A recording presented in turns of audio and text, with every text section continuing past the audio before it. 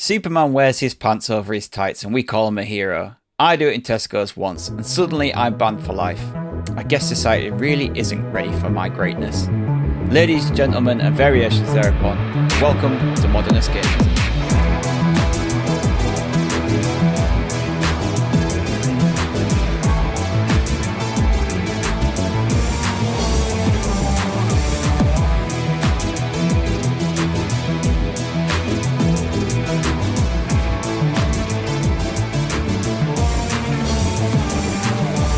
Hello everyone and welcome to Modern Escapism. As you have figured out already, I am not Oodles.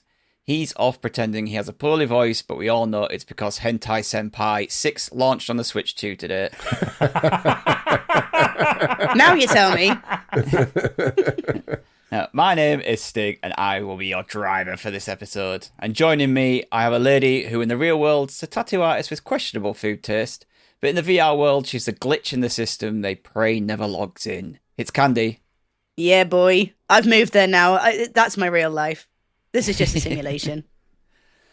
He fights crime with style, sarcasm, bigotry, and a baguette that hits harder than most sidekicks. It's Biggie.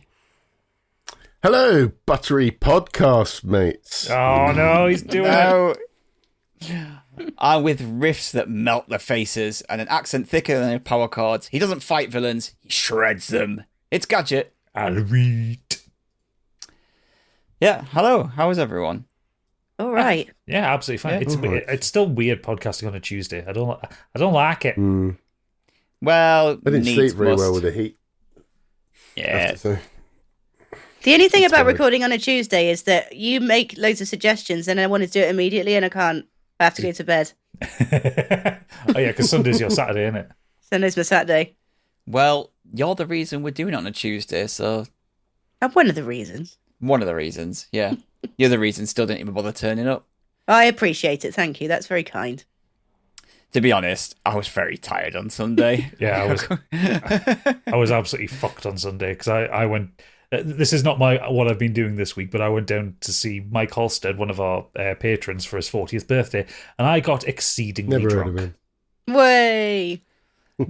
Nice mix of sunstroke and drinking in a place in Yorkshire I can't pronounce the name of because it sounds like it should be from Wales. Mythelmroyd. Mythelmrod? That did look like a Welsh name, didn't it? When you It looked put like a in? Welsh village, but it's Yeah. like about. Are you sure you weren't in Wales? No, because I had to go on the M62 and I was very annoyed about it. Yeah, but no, it was a lovely time and happy 40th birthday, Mike. Happy birthday. Whoever you are. He already got a happy birthday on Scott Sheep. What more does he want? He pays us for both. He gets it on both. That's true. Happy birthday. And if you and other patrons, if you invite us to your birthday, we'll thank you on both podcasts. Yeah, that's right. That's the kind of service you get when it comes to the Modern Escapism patron. Yep. But speaking of service, I've got a man who delivers us a news service. Biggie, it's time for Biggie's breaking news. You may already know, but he doesn't, because it's time for Biggie's Breaking News. Oh, it's me. Yes, well, as we're recording later and later, this news is a little bit old hat, older than normal, but there have been mass Xbox layoffs. This has affected quite a lot of things. I'll try and run through it as best as I can. Mainly, it kind of started with Jason Schreier from the Bloomberg journalist, seems to be becoming the man with the breaking news, my nemesis. He claimed that King, the developer behind Candy Crush, was losing 10% of its staff, which equates to roughly 200 jobs. Meanwhile, some employees at ZeniMax have also been informed they're being laid off. ZeniMax was a company that Starfield, Fallout and Elder Scrolls developer Bethesda is part of. Xbox employees based in the USA are expected to learn of job cuts later that week. The layoffs are affecting the entirety of Microsoft, with as many as 9,100 people across the whole company, according to the Seattle Times. This is also via Windows Central. An internal email was sent to employees that was made public, penned by Xbox lead Phil Spencer. He told staff, "Today we are sharing decisions that will impact colleagues across our organisation. To position gaming for enduring success and allow us to focus on strategic growth areas, we will end or decrease work in certain areas of the business and follow Microsoft lead in removing layers of management to increase agility and effectiveness. Line What must go does up. that mean? That What does means that mean? that they didn't make as much as the shareholders hoped, and they need to reduce headcount. It's the fucking same every time one of these AAA studios does it. It's always to appease the shareholders because a studio's greatest expense is staff. Any business's I greatest hate that expense is business staff. speak. I'm really So- disappointed that ZeniMax Online sacked a bunch of. They got a. So they're the guys that make Elder Scrolls Online, and for about 7 years they've been working on a new MMO, which wasn't. I think it might have been a new IP, but according to rumors. Anyway, that one's been completely shelved now. So I feel so sorry for the people that have spent their entire. It could be their entire working career making that game, and it's just been cancelled completely. Yep. Well, UK studio Rare has also been affected by the layoffs. As a result, the long-in-development Everwild was cancelled. Banjo-Kazooie and Sea of Thieves director Greg Mayles, Rare's most experienced and influential game designer, is going to leave the company after more than 35 years following the cancellation. You had the Elder Scrolls, as you mentioned. Forza Motorsport developer Turn 10 Studios has been hit hard by Microsoft's wave of layoffs.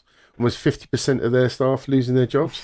Additionally, Call of Duty team Raven Software and Sledgehammer Games also reported to have suffered cuts.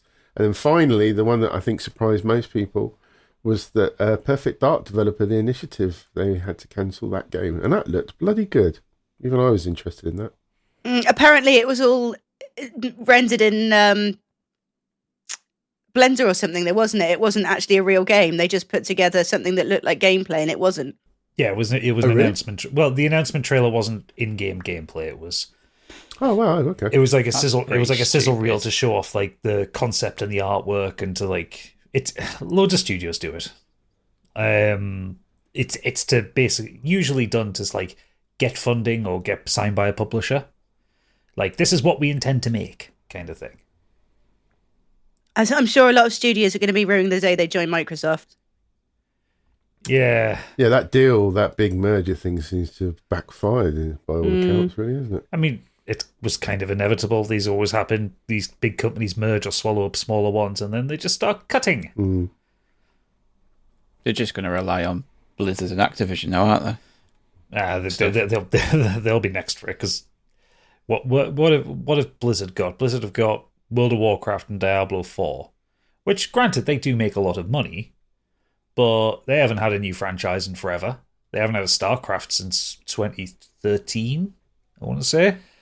Do they need it, though, if the game that they've got constantly still makes them money? StarCraft 2 made a lot of money for a long time.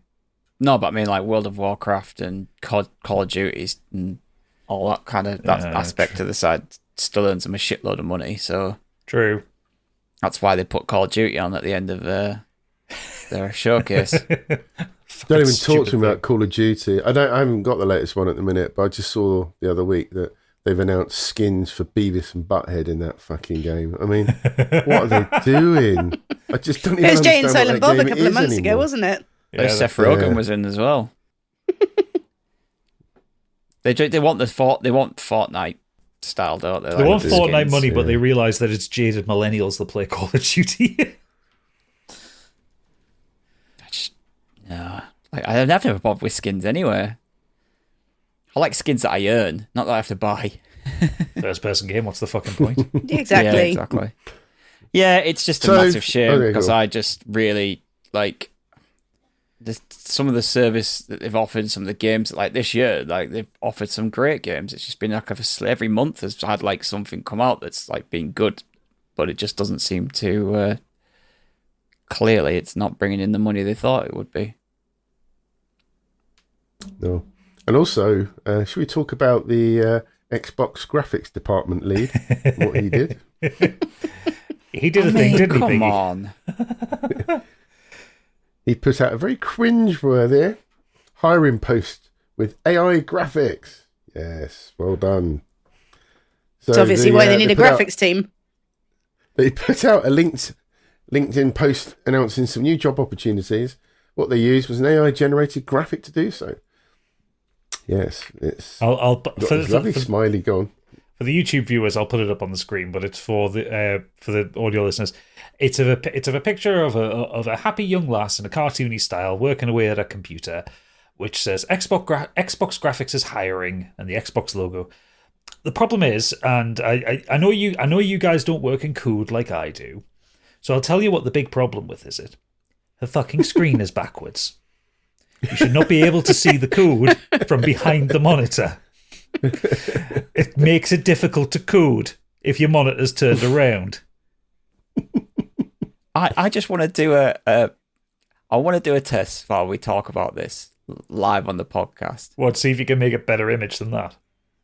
Yeah, I want to do one on Copilot, which is their fucking AI, and see if it just if I can get it to do it. But then it's just bloody it's just logged me out. The other thing as well is outside of things, this guy is like the graphics lead, and okay, he's used AI art. That's one issue. The composition of the image is shit. Why is the text not centered over the logo? It's pissing me off as I'm looking at it. And it's like, how could you lead the graphics team and use AI? Do you think that's why? Do you think that was a deliberate move, though? Do you think they were being ironic? Well, if they were trying to be, they fucked it up because it just makes them look incompetent. Oh man, it's just ridiculous. I do like the quotes, isn't it? I do like the quote someone had on his LinkedIn, which was appreciate this preview of the care and attention to detail it makes you a leader.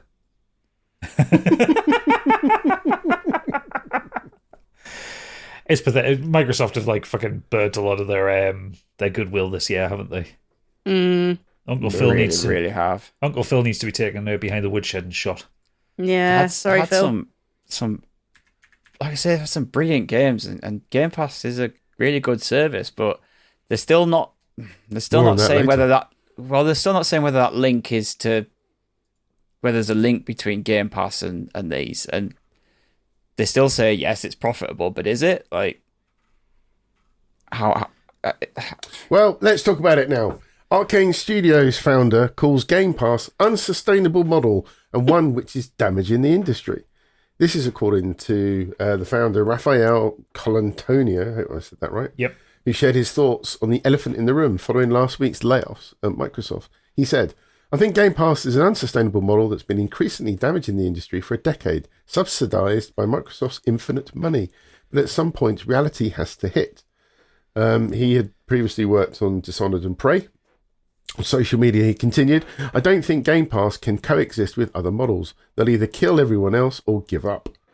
His observations were also seen by Larian's director of publishing, Michael Dowles, who said that the most vocal concern from within his own network was what happens when all that money runs out.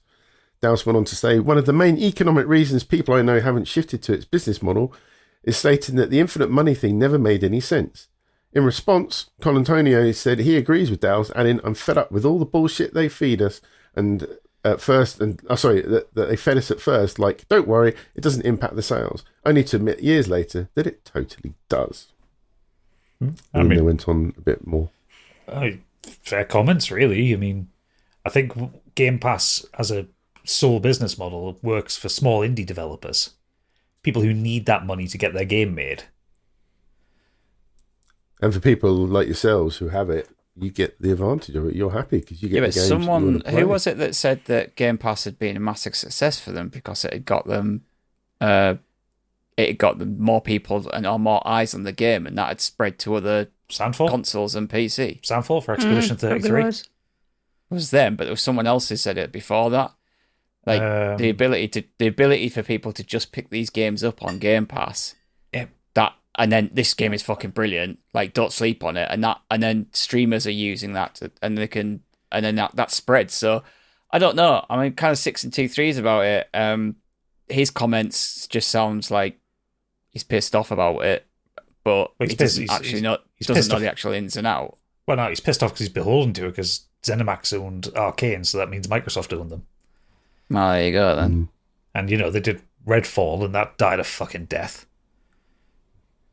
I don't like Microsoft owning everything just purely from a monopoly aspect, really. It's like Disney owning everything. Yeah, I don't think Game Pass is a problem because those streaming services work for TV and film. I don't see how it's any different. It's funny though, because with the success of Game Pass, Sony really stuck to their guns and said, nope, we're not changing our format, and PlayStation Plus, as much as I joke about it in the Discord, is on average games. And then occasionally there'll be a blinder in there. They're like, oh, thank God for that. It's really nice. Thank you very much. And other times you're like, oh, well, that's just filler. It's not the best service. I think Game Pass needs a competitor. It does. But I don't think Sony are going to budge, according to them. Of course they're not. No, because they've got the market lead, haven't they? They've got the market lead on the hardware, and they... Microsoft now giving them games as well, and vice versa. So but yeah, Game Pass will. There's every chance Game Pass will collapse in on itself in the next 10 years, and because it needs a competitor to keep it competitive, or people will just stop going to Microsoft. People will stop pitching to them and stop.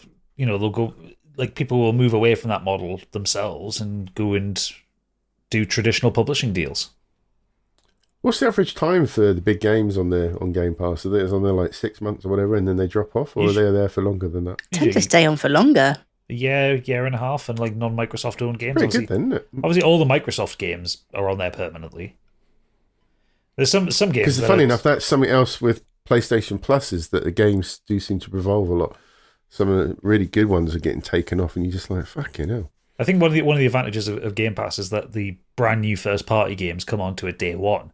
So I've played about 400 quid's worth of Xbox games this year, so it's kind of paid for itself, 100%.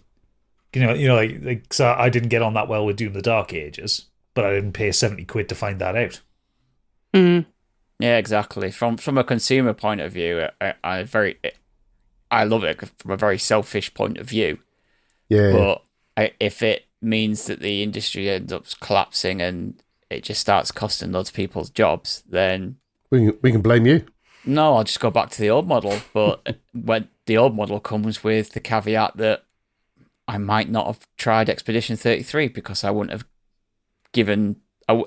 do I really want to give £70 to something that I might like? Everyone loves Elden Ring. I bought it and I played it, but in the end I didn't finish it because Balatro, everyone was banging on about that last year. I don't like it at all. It's not my kind of thing. So, but it came to Game Pass, so I tried it. But I mean, I know that as an industry as a whole, that I'm only one person, but if there's more than enough people with my mindset of, I can only buy one game every few months. I need to decide which game that's going to be. Yeah. And it's great if you've got kids in that, because you don't have to keep buying them games. There you go, there's Game Pass, fuck off. Let's face it, they'll play Fortnite. Let's just go back to your the AI previous picture. one that I finally got into AI. It won't let me create it in Copilot. Will it not? No, it knows. It knows. There's no one there to do it. It started creating it, and then halfway through it cut out, and it came up with, I can't create that image for you. Feel free to ask for something else. Well, it's not all smelling of roses at Sony either, because PS5 disaster Mind's Eye wants a redemption arc, despite hundreds of jobs being at risk. This is according to a new report from IGN, which paints a bleak picture of what's going on behind the scenes at developer Build a Rocket Boy. Sources say around 300 employees at the studio have been sent emails stating their jobs are currently at risk. Additional emails were apparently sent to people at PlayFusion as well, a company Build a Rocket Boy bought up in 2024. The talk of redundancies has been doing the rounds for a few weeks. Perhaps the most eyebrow-raising part of this report is that apparently ex-Grand Theft Auto boss and Build a Rocket Boy CEO Leslie Benzies reckons the scope for a Mind's Eye redemption arc. Sources claim that the Benzies addressed staff just in the week via a video call and insisted that the developer would bounce back with a relaunch of the Pan shooter. He also blamed internal and external saboteurs for the game's failures, having previously suggested that people would be incentivized to trash the title online. Fuck off. Apart from the fact that it was broken. This guy's absolutely refusing to take any accountability for the fact that he pushed out a shit game. I've seen the clips of it. I've seen the streams of it. The fucking game is broken. It doesn't work. The characters all sound like idiots. Like, oh, it's a shit game, mate. Just fucking take the loss. Yeah, like no one's like got together online and gone, okay, let's pan this game. It's the game launched and it's full of bugs and it's crap. Yeah. Can you pull it around and do a Cyberpunk with it? Probably not.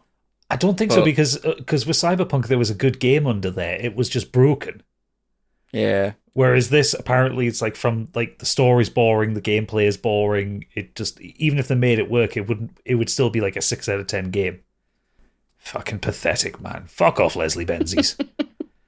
Yeah, I mean, I do always feel a little bit for if a game has had to be pushed out. Someone said you've got to push this game out; it's not finished. And you're like, oh, the people who have worked really hard on this game now. Oh, big time. Yeah, they're like kind of labor, and the fruits of their labor's just got shat on. But at the same time, just take responsibility. I want to know who he's talking about with the internal saboteurs. Yeah. There's someone sat in the office going, I'm going to make this bad. Somebody pressed the launch button like 2 weeks early, didn't they? Twirling their mustache at the dev board. You got a call in the middle of the night. Yeah. Sir, the game's launching 2 weeks early. What? It's not finished. Stop it. I can't stop it. It just looks a bit sus, but I can't put my finger on it. 12. Yeah. He puts his top hat on. Yeah. Fucking hell, man. Just fucking sort your act out, Leslie. Jesus Christ. My co-pilot image, by the way, is much better than the Xbox One. The screen's the right way around for once. It's the same style cartoon, and yeah, use your own AI software next time, maybe. Mine's still processing it. The first one it did said, we're hiring, join the Garphic design team. Wow. And I did check my prompt. I had spelled it right. So Yeah. Brilliant. I think we're all safe for a while. Yeah. Next. Up yours, Skynet. Also, sorry. Yeah. Always make sure you say thank you and sorry, just to be on the safe side. Another live service shooter is coming to a premature end. Steel Hunters, the mech game that launched into early access in April, is now closing in October. Fucking hell. 6 months after. Remember that being revealed. Jesus Christ. Yeah, just over 6 months after the free-to-play mech shooter Steel Hunters was revealed to the world with a spectacular trailer at the 2024 Game Awards. Jesus Christ. Bloody hell. So, a year. No, it was launch in April, ending in October. 6 months. I mean, since launch. Yeah. I was thinking, like it's less than a year since it's lasted less than a year since its reveal. Yeah, it's on Steam charts. I'm now curious now how low it got. Ooh. At this point, I'm thinking, why does anyone even bother and just like let Fortnite run the world? Like, yeah, 24-hour peak of 62 players. Ouch. Ooh. All-time peak of 3,700. So that was dead on arrival. Yeah. I was going to say there has to be some kind of hook, but I guess mechs was there. Them thinking that was the hook, but well, it's from the people who make War Thunder, so you kind of. I wonder if they thought they would have like a bit of cross pollination between the two, because War Thunder, fucking loads of idiots play that one. Like, people go mad for War Thunder. I don't even know what that is. No, big multiplayer thing with historically accurate tanks, jets, and boats, ships. Sorry, right. Like what's War Thunder's Steam charts? Just to War Thunder 24-hour peak 71,000. Yeah. Slight jump. Yeah. So yeah, and that's another free to play one. So Yeah, I know, but historically accurate tanks and ships and whatnot is a bit. It's a bit more of a hook, I guess. Yeah, but like, why would you think that those people would be interested in mechs? I don't know. Maybe just people thought, oh, people like our game. Maybe they like us. I don't know. Yeah. Unfortunately, that's not how it works. Another one bites the dust. Yep. Next. Speaking of which, Stop Killing Games campaign surpasses 1 million signatures, but there are issues. So there have been a few instances recently of publishers rendering full-price games obsolete. One example is The Crew, a game designed to be played online, which has had its server shut down in 2023. It means if you own a copy of the release on Blu-ray, it's utterly worthless these days, as you can't play it. Stop Killing Games has been appealing to local governments to put a stop to this practice, and the campaign is picking up pace ahead of its 31st of July deadline. Apparently, it surpassed 1 million signatures, but the petition's had a bit of an issue because they feel like there's been an issue with some of the spoofed entries, which is bolstering the polls, so they may have to review some of those figures. But if it does reach a certain threshold, the government has to discuss it in Parliament. There's a very strong chance the European Commission will pass a new law to protect consumer rights to retain video games that customers have purchased. They will discuss it, but they won't have any idea what the fuck they're talking about. No. Stop killing games. And then linked to that, PS4 launch title Need for Speed Rivals will be turned off in October, as will Anthem, which will have its server shut down in January 2026. I thought that was already dead, to be honest. Yeah. It means being dead in the fact that it hasn't been supported, but you could play it. Like, there's no players there. It's pointless then, isn't it? Sad though, isn't it? I think the thing is with again, with Anthem, you could actually play the game solo and finish it. So some people have done it. The YouTuber I follow, I can't remember his name, but he goes around and he plays and he like makes videos on dead multiplayer games. He did Anthem and he managed to get through the whole game. I think Oodles did it, you know. Oodles got it, finished it on the day it came out and took it back. Yeah. He still played the single player. But this all kind of, for me, it all ties into the problem with digital stuff as well. Like there's a few games that getting delisted out there this week. That John Wick Hex is getting delisted, and Inside and Limbo getting delisted. Are they? Yeah, off a certain service. I can't remember which service it is, but oh wow, it always worries me that like these companies could literally just go, something happens and it's not there anymore. Oh yeah, you just don't have access to it. GOG are delisting them. Yeah, which isn't like the end of the world because if it's still on Epic and Steam, but you know if it can go off that, then why can't it one day just be completely wiped off Steam? Do you know what I mean? It's still why I like to have physical Blu-rays because I just do not trust services then you to just still have the problem with physical editions is that if the servers and stuff are shut down, they can't be updated. Yeah, for games, yeah. Mm-hmm. Yeah. Well, that's again the other problem with games. Games are too big for the discs, so you have to get the updates, don't you? It's kind of stuck in a hard place. You get one of those latest games that's only got like 8 megabytes of the game on it. Well, like Doom the Dark Ages. Yeah. Yeah, and you can't download it because if they shut the servers down. Exactly. Then, yeah. Well, most of the games now don't even come with the box comes with a code in it. That's been like that with PC games for years. I know, but Nintendo, that's a lot of Nintendo games now. It's just here's the box, but there's no game in it. I'm like, what's the point? Or it's a cartridge with the license for the game on it. Yeah, just silly. Anyway, I don't know. I haven't really looked into this. Just stop killing games or whatever it is. But yeah, sounds like a good thing. Yeah, more power to them, I say. Next. Speaking of power, FBI says it's now seized multiple ROM piracy sites and claims downloads resulted in $170 million losses in just 3 months. It's never going to stop, though, is it? It doesn't matter. Take one down, another one will spring up. Exactly. Plus, you know, it does seem quite an aggressive period for them cracking down, shall I say? They just have to be certainly making the news. They just have to be seen to be doing something every now and again, don't they? Yeah. Not playing Fortnite. It's like, yeah. What, the FBI? Yeah. Well, they've just had the whole case just cleared off their desk, haven't they? Nothing to see here. So, yeah, now they can focus on other things. That list went missing, didn't it? What was it? Yeah. Shopping list, something list, client list. Some kind of client list just suddenly disappeared. So now they've got plenty of free time.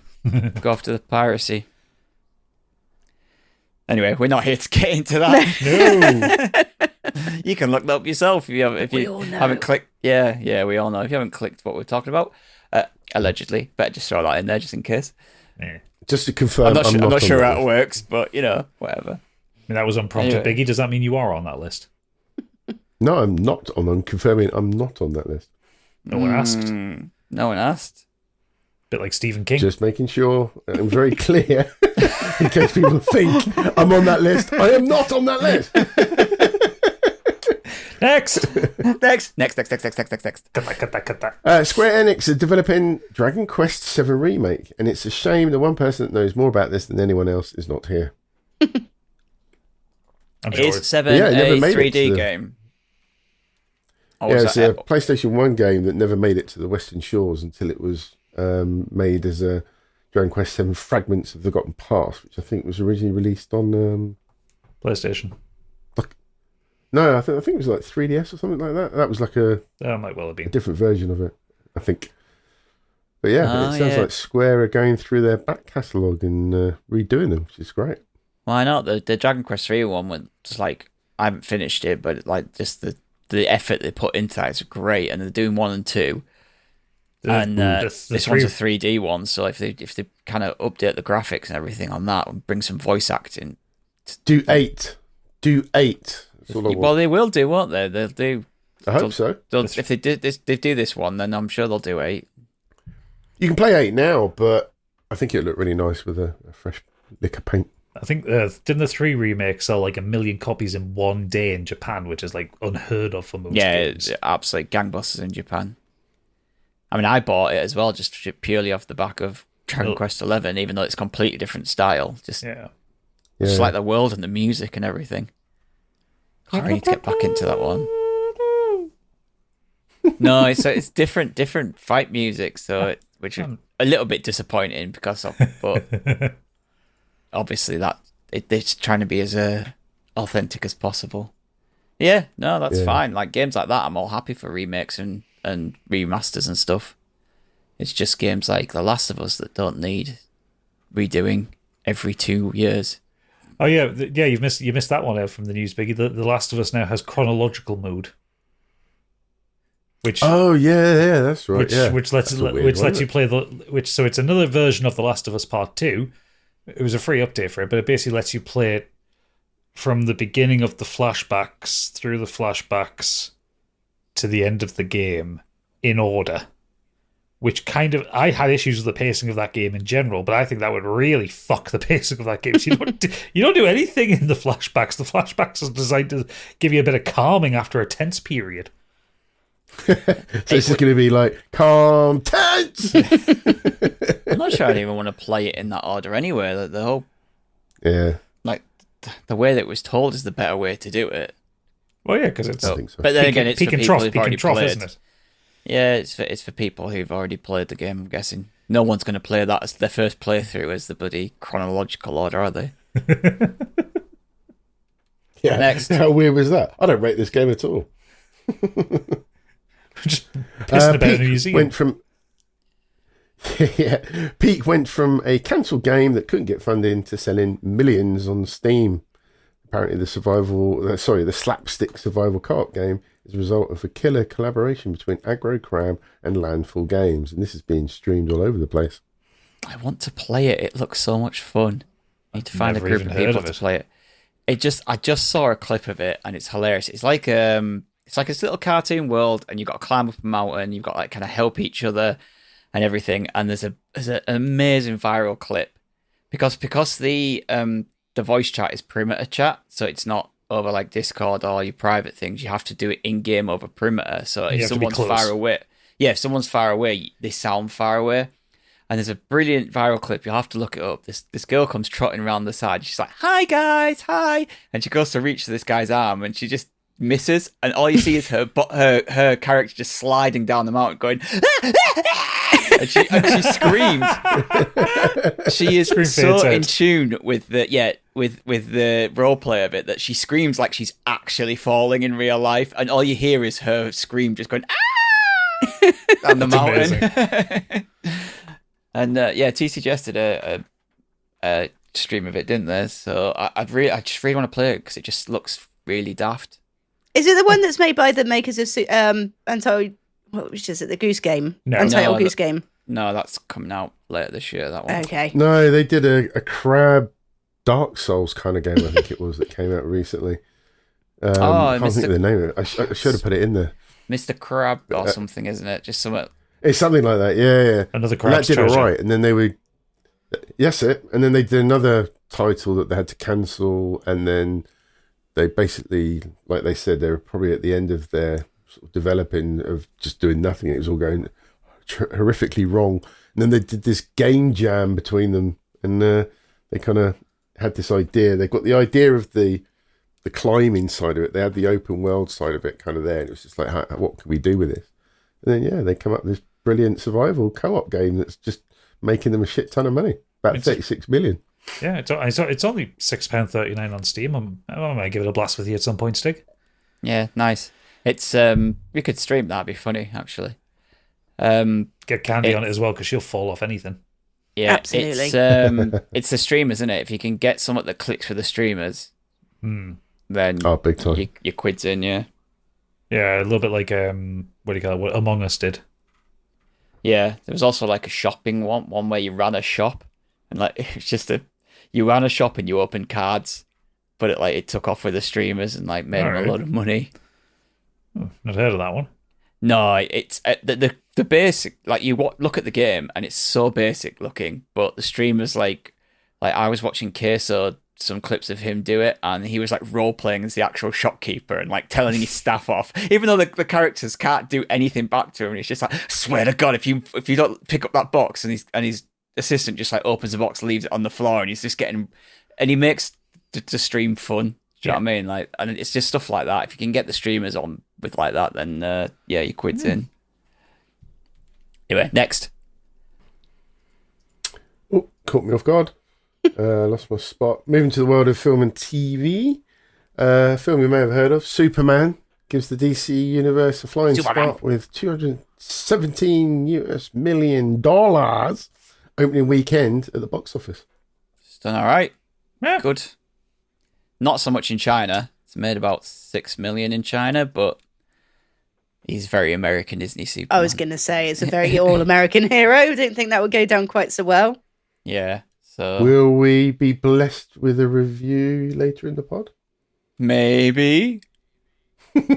I have very much enjoyed the usual suspects trying to shit all over this film and being roundly ignored. Oh, James Gunn has literally the perfect answer for it in the film that people are using to respond to that. So, yeah, I won't spoil what that is, but you will start to see it in comment section of like and replies to people. They're just sharing a screenshot from the film, and it's just like it's an instant put down to, yeah, we don't care about your shit. So, yeah, no, I will review Superman later on in the podcast. Next. Marvellous. This was a bit of a surprise. Neil Druckmann is focusing on Naughty Dog games and steps away from the Last of Us TV show. I think by all He accounts revealed he after the stepped away second from the season. production. I think by all accounts after the second season of The Last of Us, that's probably a good thing. Yes. Yeah, he's going to go back to focusing on game development, as they've obviously got the next big thing for them, hopefully, which is Last of Us Part 3. The remaster of the other two, combining it together to make 1 + 2 = 3. Intergalactic, isn't it, the new one? Yeah. They have done another re-release of the two Last of Us games, haven't they? Recently. Yeah. Yeah. But this one now, they play it in reverse order. It ends with Joel being happy.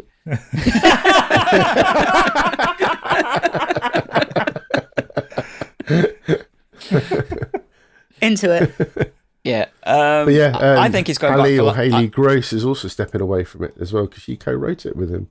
I think he's So going back both for of them Last of Us stepping Part 3. I think Intergalactic's probably already on with it.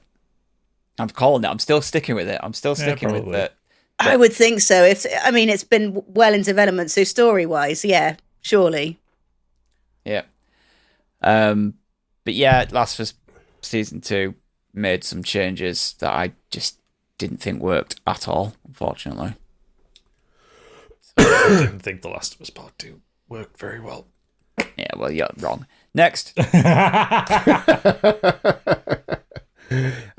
that is pretty much that. I'm sorry it was more of a games-heavy news, but moving on to, sadly, a couple of deaths in the week or two, as we're obviously recording a bit later. Be remiss for me not to mention the sad news that Diogo Jota and his brother Andre Silva were killed in a car crash on the 3rd of July. Diogo, for me and Stig, played for Liverpool. Yeah. Really sad. Big shock. No one obviously naturally saw that coming. It was just such a strange day for news when that came through. Thoughts go out to the family and the club and fans and everything else. Yeah, horrible. Just horrible. So they decided to retire his number now, which is a good thing, Yes. I think. So I'd like to see him get a flag put in the cop as well. Yeah, That'd be nice. I think they're going to put. Did they say they're going to put a statue outside or something like that I don't in know. honour of him? Don't know. There were rumours of that, but yeah, it's nice to see the love that he had as a player from the fans, and from other clubs as well. Generally, people have been really nice about it because you know how fickle fans can be. They've actually been quite nice with their tributes to him, which is unusual. Big gamer as well. Like really into Yes, he was. esports. It's like outside of football, he was actually like competing in competitions and really good at like online FIFA. So Just bloody good at everything he did. yeah, yeah, absolute shock. So he's going to be missed. And then sadly, actor Michael Madsen, most famous for possibly Reservoir Dogs and Kill Bill Volume 2, amongst other things, died at the age of 67. Acting No age, career is it? spanning more than 40 years. No, he's so good in those like those roles in the 90s. Yeah. He's gone through a whole. You go through his career, like there's a lot of parts of just pretty terrible films, but when he turned it on, like he can really, really turn it on. Tarantino always seemed to be able to get a tune out of him. He plays like a part in The Hateful Eight as well. And he had a part cut out of Once Upon a Time in Hollywood. He was actually in that, but it got cut out. But Oh, yeah, that I think Reservoir Dogs obviously is probably his most memorable role. He's great in that. Yeah, the whole ear scene. He improvised talking into the ear. Yeah. So Tarantino just wanted him to like throw it away, but he was like he picked it up and he was like, "Hello, can you hear me?" or something. He says into the ear. It was all like improvised by him. Yeah, so yeah, really, really good actor. I was astonished that he was only 67. I thought he was much older than that. Like, had a hard life.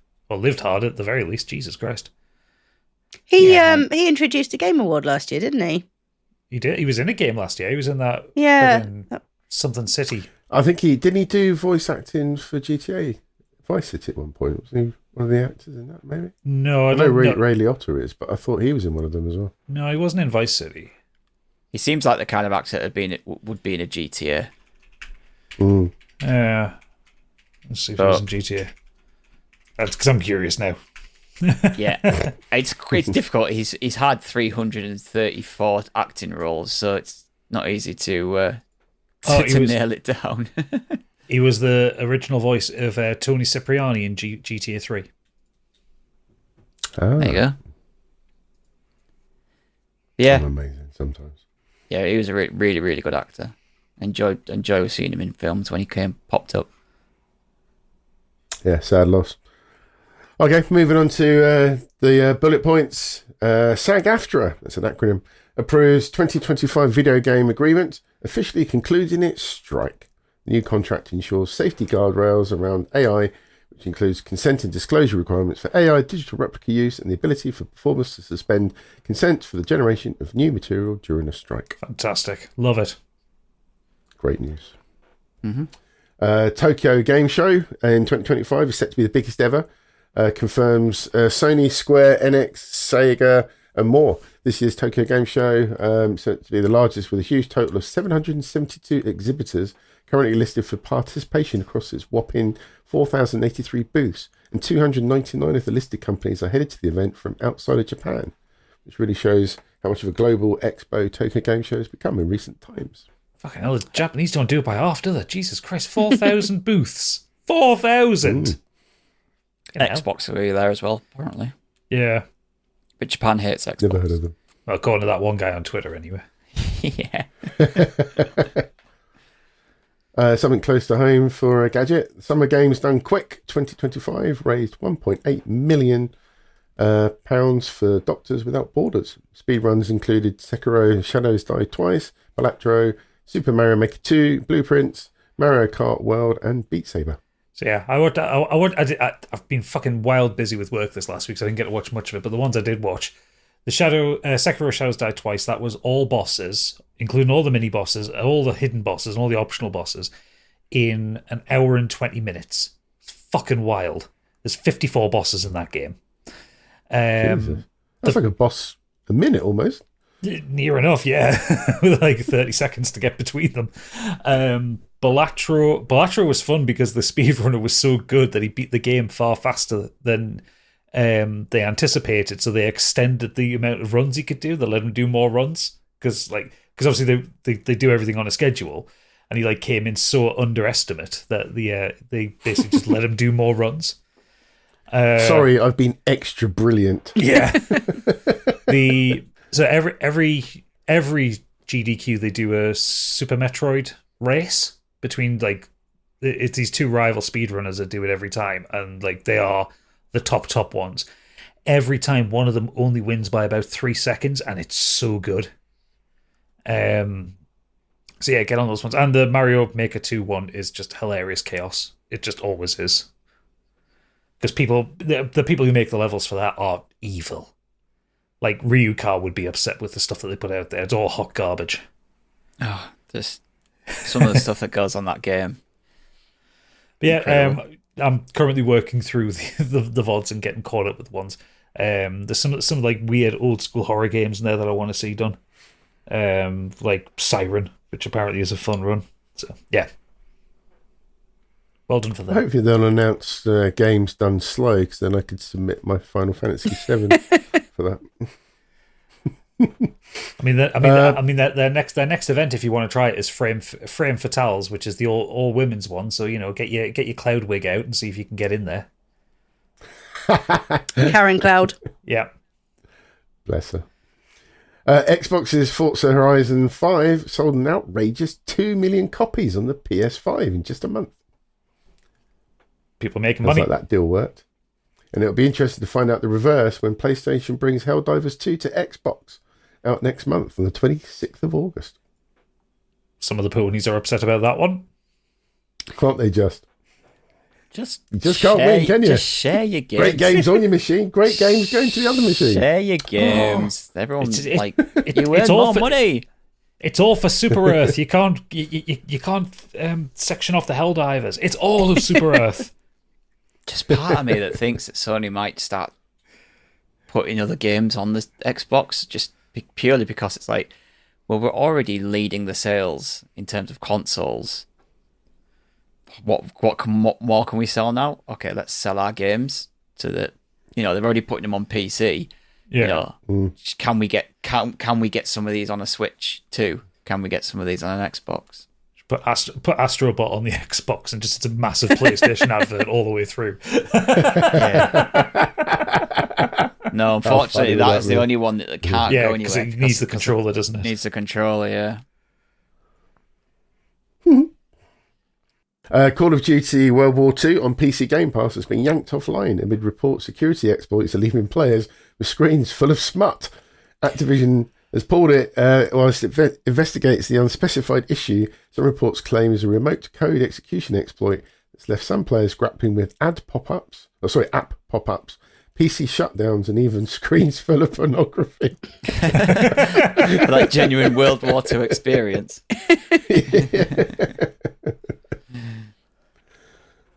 Wow, smartphone Destiny spin-off attracts over 5 million pre-registrations. I know that's not pre-ordering, it's not the same, but wow, still. I didn't even know that was coming. The hell's that? 5 million pre-registrations, that's insane. It's got to be China focused, that. Destiny Rising. The fuck kind of game is that going to be? Yeah, that's going to be aimed at the Chinese market, that, isn't it? Amazing. Destiny is still not dead. Cyberpunk Edge Runners 2 is now in production. It presents a new standalone 10-episode story from the world of Cyberpunk 2077. Good. A war chronicle of redemption and revenge. So Edge Runners was great. So, Still haven't watched it, which is weird. I'm on my third Oh. playthrough. It's really good. I'm on my third playthrough of the game, and I've not watched Edge Runners yet. I've got a feeling I know who it's going to centre around, but I'll talk about that in the green room. Ooh. Yeah, I've no spoilers for the first season. I was about to spoil something for the first season. Yeah, I'm Yeah, I do not. Yeah. Just get it watched then. I'm not going to get to watch the next 2 hours, am I? No, I mean, like, you can get it watched for 2 weeks. You've got 2 weeks to watch it. You can report back in 2 weeks' time. Jurassic There is World. anime titties. Jurassic World Rebirth opens with $318.3 million worldwide. The second biggest global movie opening of 2025. Yes. I could talk about Have you that seen later it? as well if you'd like. I thought you might. Denise Villeneuve's Dune 3 gets official title. It's called Dune Part 3. I mean, what did anyone else expect? I mean, it was never going to be called Dune Messiah because people wouldn't associate it with the first 2 films. Yeah, it makes sense. But, yeah, it's just funny because they were just like, oh, everyone just kept calling it Dune Messiah, and it's just like, it's official, it's called Dune Part 3. It's like such a non-story. Yeah, it is. Yeah, I thought that's why Stigger put it in there. yeah just for Guy the laugh. Ritchie. Sorry, go on. No, I was just saying, just for the laugh. Yeah. Guy Ritchie exits Roadhouse 2. Guy Ritchie has left the production of the sequel to Roadhouse, according to reports. The original was one of Amazon's most watched films, and I watched it a few weeks ago. Bloody hell. Great. And when they look at the stats, there's just like very specific sections of the film that I just watched it over and over again. I didn't mind the movie until a certain person entered, and I was just like, what is this? Oh, yeah. Well, Captain Wife. That is just, oh, mate, that is just insane, that performance. It's ridiculous. Yeah. But anyway. And one for Stig, Studio Ghibli's Princess Mononoke. Oh, I can't say it. Mononoke. Mononoke, thank you. Is set for a 4K IMAX release in the UK cinemas this summer. Ooh. Yeah, What's unfortunately, that? it's IMAX, so I won't. There isn't an IMAX close to me. If it does, if Everyman pick it up, just even though it's not IMAX, if they just pick it up and put it on, like, I'll go to that. Yeah, I'll go see that. It's been years since I've seen Princess Mononoke. I actually haven't seen it, so I'm looking forward to seeing that one. Very good one. It is a very good film. It's one of the first ones of theirs I ever saw. I think Yeah, it was thank the first one I saw of It's the theirs. first. I think it's the first one. I think it has. Actually, it's like the first feature length. Hang on. Love how Stig And just with slides out of me camera. tonight is the director. Hayao No, Miyazaki's in his house. That was Nausicaa, Valley of the Wind. Sorry. I had to check the old archives. Yeah. No, I was just looking at my Oh, he's shelves. tied up. The director's tied up there, just nodding his head. I wish he was my granddad. Oh. Finally, over to the Weird World Web. 3 injured as policeman accidentally sets off hand grenade in court. What the fuck? 3 people. 3 people were injured in a courtroom in Pakistan this week after a police officer pulled the pin out of a hand grenade in order to demonstrate how it worked. Oh, The for fuck's officer sake. from the Sindh Police Department's Calicut station was giving evidence at a high-profile terrorism-related case in Karachi. The grenade was part of a cache of weapons thought to have been recovered from the defendant in the trial. According to local reports, the officer pulled the pin on the grenade after the judge asked him how the device could be detonated. The police officer believed the grenade had been deactivated. The courtroom was cleared in the aftermath of the explosion and the bomb disposal squad alerted. 3 people were taken to a nearby hospital for emergency medical treatment, and the trial was suspended for the rest of the day. Why wasn't it disarmed? What? You hold the grenade, that bit's the pin, you pull it out. You don't actually pull the fucking pin out. How does he clean his gun? Does he look down the barrel and pull the trigger to make sure it's unloaded? Fucking hell. Jesus Christ, that's insane. Oh, an explosive court case, I guess. Ooh. Put a pin in it. Yeah. Right, is that it? We done? That's it. Sorry, it's a bit of a long one, but there's a lot to cover. Yeah, well, that's a lot happens in 2 weeks. Yeah. Right, let's get on to what we've been doing. I'll start with you, Candy. What have you been doing? Have done a couple of things. I actually smashed it. I finished Death Stranding, and it is phenomenal. It's everything that the first game was. It improved on the good bits. It got rid of the bad bits.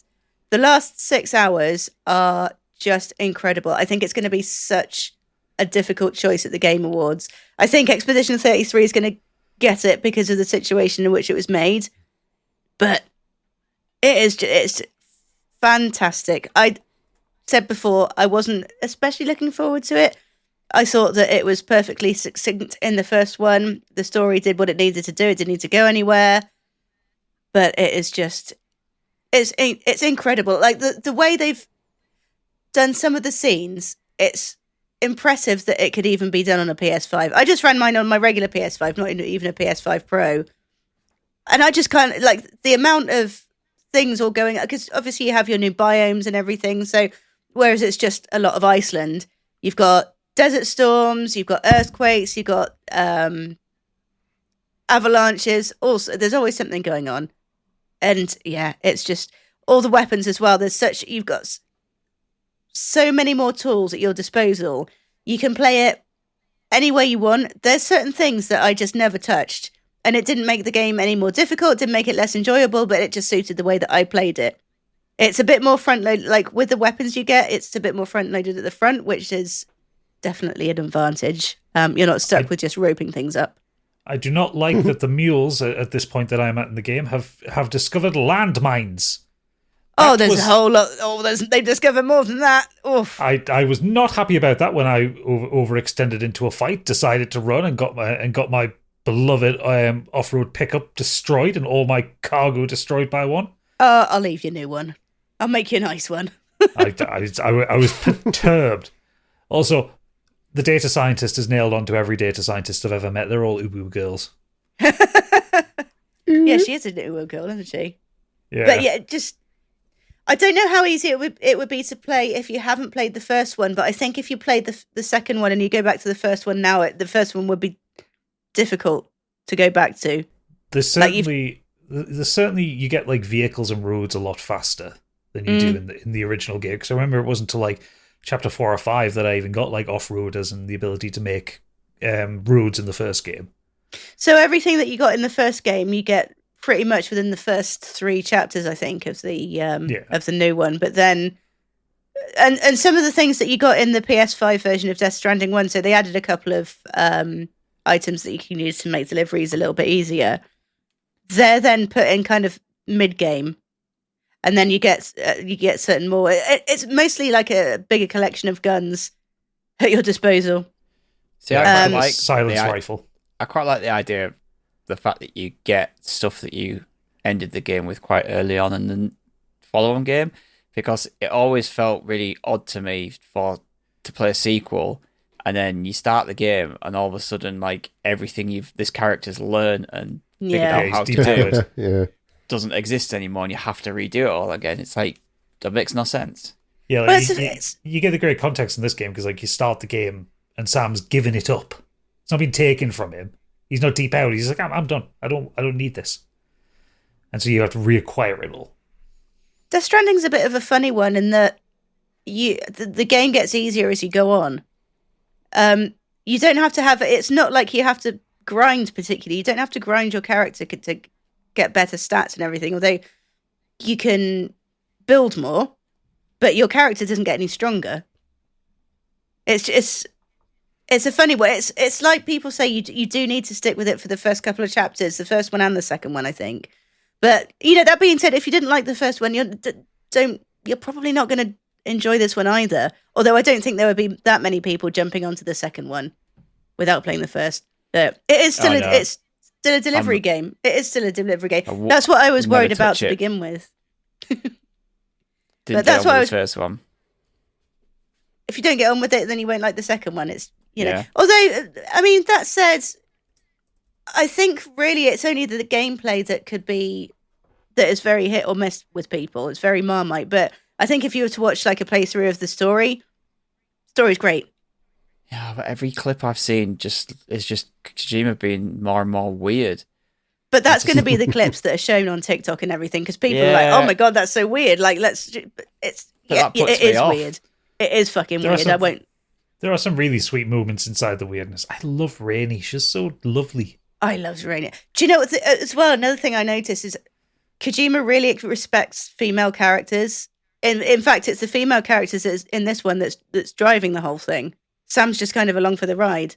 I think that's a wild overcorrection from the last game when your main female character, you had to watch her getting aged in the time fall. Wild overcorrection for the last 30 years of his games. But I mean, there is still the concept of what the bridge babies are is still not good towards women. No, but it doesn't shy away from the fact that it's awful. And not only that, there's another element of it that's explained in the story that makes the whole acquisition of these women and these bridge babies even worse. Yeah, and it's quite a social commentary. Yeah, I've had that bit of exposition. Mm. It's rough. There are a lot of made messages. Out of rain? Rainy's not made out of rain. But when she's outside, she generates, as opposed to Timefall, which makes things age, she generates rain that makes things grow. Oh, so there's some kind of rain aspect to it. It's just that's Kojima, in it. Like it's on the notes. Every character's name is what like the grizzled soldier, Die Hard Man, or or there's Doll Man. He's a doll. Yeah, Doll Man. There's a doll. There's the guy who leads you through the Tar Man. Yeah. There's the guy who stops his heart so he can like examine the beach, and he's like, yeah, that's Heart Man. I just kind of love that in his game. I do kind of love in his games that he's got the idea of this character. Okay, this guy is this. He does this, and then he comes back to it and goes, "Have you got a name for him yet?" No, but he does this, so that's his name with man on the end. It's what you nickname somebody when you can't remember their name, isn't it? When you meet someone to begin with, it's like, oh, that guy that was wearing the jacket, Jacket Man. Jacket Man came and bothered me. It goes down to some of the sillier names for the preppers that you're connecting up, because like some of them make sense. You see the musician, fine, he is a musician, he's out there making music. There's one I found last night, the pizza chef. That's just all his thing is. In this post-apocalypse, he's in an underground bunker making pizza, and then immediately, oh no, you've got a delivery to someone to take a pizza to them. And it's not who you think it is either. No. But yeah, absolutely wonderful. If you like the first one, watch the second one. If you didn't like playing the first one, watch the story playthrough. Watch the story playthrough of the second one. It's fantastic, and it's not. I don't want to say that it's not as weird as it looks, because it is pretty fucking weird in some places. But don't let it put you off. It's fun weird. We need more weird like that. We need people thinking outside the box. The second thing I did, I went to a secret gig the other day on Sunday. An artist was playing 2 half-an-hour shows on one day. I went to see Yungblud, and I'm going to see him at one of his full shows in April, and I'm just phenomenally excited. I think after seeing him, so I don't know if any of you saw the Aussie show, the last Ozfest. Yeah, clips. Well, yeah. I saw the clip of him playing it. Yeah. Yeah, so he really was, in my opinion, he was a massive highlight of the show. I think he came on and just absolutely, compared to all these crumbly old, like, I don't want to be disrespectful, but Axl Rose is a crumbly old dinosaur that doesn't deserve to be on the stage that he has. He can't sing anymore. No, he can't sing, and he's not that old. Like he can't. He's lost it. Yeah, he'd be better off. He'd be better off miming. He'd be better off miming. He'd be better off not singing in the Mickey Mouse voice. Like everyone understands. If you can't hit the high notes, don't. Yeah, please don't. Please refrain. But yeah, he was brilliant, and he was a highlight coming on. And so off the back of that, I think that he is probably going to explode all over the United States now. I think that's opened up a world audience for him. So I was so grateful to be able to see him. The venue was probably maybe 150 people max, and it was absolutely packed to the rafters on the hottest day of the entire year. And he just blew the roof off. He was incredible, and it was only him and I think one or two musicians.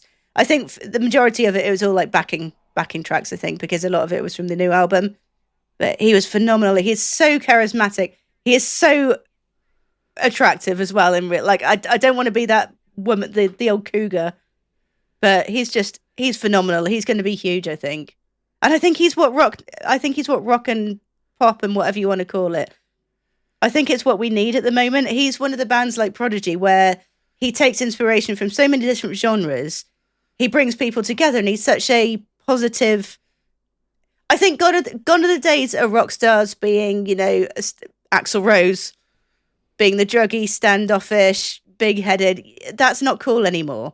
It's cool now to be inclusive, and I think that like Gen Z kind of people are a lot more open to it, and I think, thank God, because that's taken a long time to change. Mm-hmm. He's launched his own like festival, hasn't he, to try and like keeping ticket prices down. Exactly. Well, the show that I went to was 20 quid, and it came with a free CD as well. But nice. Yeah, he's wonderful. If you get a chance to see him, go and see him, and try and see him now while you still have a chance. I need to have a listen to his music, really, like, because I like him. I know he comes across as kind of brash, and people like. I think he gets a lot of shit just because of his voice, because people think that very Lancashire, isn't he? Yeah, he's Lancashire, Yorkshire, forget.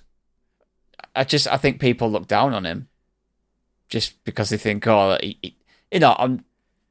accent can make or break you, like how people perceive you, and I think people perceive him as being this just stupid young lad, but he's not at all. No, not at all. Like, even when he came onto the scene, even when he's always been a really artistic guy, sort of thing, in the way that he dresses and the way that he presents himself, even before he was a particularly famous artist. No, but I'm going to give it a listen to. Yeah, I'm going to give his music a listen to. So I think you'd really like it, because he does a couple of really heavy ones as well. Like, he's done a couple of songs with Bring Me the Horizon. He's done a song with Machine Gun Kelly. He's done a couple. Can't win them all. He does have a hell of a voice, though. That cover of Changes he did for the Aussie show, like, he's absolutely got a set of pipes on him. And he's a skinny lad. Yeah. Like, you expect someone with a voice like that to be like built like a brick shithouse. Yeah. To have the lung capacity. But yeah, it was a brilliant, albeit fucking hot show. It was brilliant. He was like a stone in sweat. Oh God, I can't. The heat stroke is still with me. Is that you? That's my week. Well, I also went to a gig, and I also sweated a lot. Before I get into my reviews of certain films, I went over to Belfast to see Alexisonfire, and Coheed and Cambria played like a joint headliner gig. So both of them got, like an hour and a half each. It was amazing. Alexisonfire, I think I can safely say, for me, the best band I've ever seen live, just purely because their energy. They're all in the mid-40s still, and they're all in the mid-40s, and they're still bouncing around on stage like they're in the 20s still. Like, they haven't let up. The energy is absolutely incredible. And I didn't stop. I went all the way to the front. I was on my own, went there for the day, flew there, watched the gig, flew back the next day. Nice. So I went all the way to the front by myself, bouncing around, singing along. And by the end of their set, I was just like, because I'd bought a t-shirt and just put it over the top of my other t-shirt. I was like, I'm going to have to take one of these off. On the hottest day of the year. I should put on more clothes than necessary. Yeah. I was like, I am so warm. This is ridiculous. Luckily, Coheed is like, they are rocky and you can bounce around a little to them, but they're definitely a bit easier going. So I just kind of was able to just chill down a little bit. But yeah, Alexisonfire, man, I absolutely love them. Just, they're so good. I know they have played a few more gigs in the UK, but down in London, the area in Cheltenham, I can't get to them on a whim. So that's my neck of the woods. Yes, I'm hoping that they might come back and. Well, the last album was out in 2022, so I'm hoping they might have something in the works because they've been doing a few live shows over the last several months. Are they from Cheltenham? No, they're from Canada. Seems like a weird place to play. Oh, they're at Thousand Trees Festival. Oh, okay, right, I'm with you. Yeah. So, yeah, no, that was amazing. The other thing I did this week was I watched a hell of a lot of new films. I will head through the quick ones and then I'll do the big ones. Head of State is on Prime. It stars John Cena and Idris Elba, who play the American president and British Prime Minister. And while they're both on Air Force One, a terrorist attack happens on the plane and it crashes, but them two are pushed out with parachutes on. And it's them trying to get back to safety while people within their own government are trying to thwart them and get them killed. It's a lot of fun. Is it a great film? Mileage may vary, but if you want a Friday night film that's like an hour and a half long and you just want a laugh, I really enjoyed it for that. They've got really good buddy cop chemistry going on. If you've seen Suicide Squad and the way they bounce off each other in that, you get very similar from this. It's really fun. I enjoyed that. Ballerina, I enjoyed that. That's the Ana de Armas film set in the John Wick universe. Yeah, it's very much John Wick, but with the female lead going around kicking ass. No, it's gone woke. Can't do it. John Woke. She is part of the... Yeah, if you remember in John Wick 3, there is a secret society of ballerina who are assassins led by Angelica Houston. And yeah, Ana de Armas is one of them, and she is sent off to do missions. So there's a lot of ass kicking. And if you enjoy A Man on Fire, which I know a certain listener of ours does plenty, there's a section near the end which you will really love. I don't want to spoil what it is, but you will love that section. She was kind of destined for this kind of role, wasn't she, after turning Bond as well? I think it helped put her on the scene for setting her up for something like this. Yeah, she was underused I want in more Bond of her as well. from that Bond film. Oh, sorry, Candy, what did you say? I think she was unused or underused in the Bond film. I remember even seeing trailers, and then there's obviously a lot that was cut out of her stuff because she looked like she was like going to be kick-ass. But yeah, she was just kind of surplus to requirement, really, wasn't she? Well, yeah, too much of that film focused on the pointless romance story between Bond and Fragile. Yeah. Yeah, but I'm hoping. I'm hoping that she makes a return, but obviously they're going to completely reboot Bond, aren't they? So it's unlikely that we'll ever see her back. I don't know, because M came back, didn't she? Yeah, but I think Amazon are going to want to just redo the whole thing. So yeah, I have seen the two big releases of the three big summer blockbusters, because one of them isn't out yet. So I've seen Jurassic World Rebirth.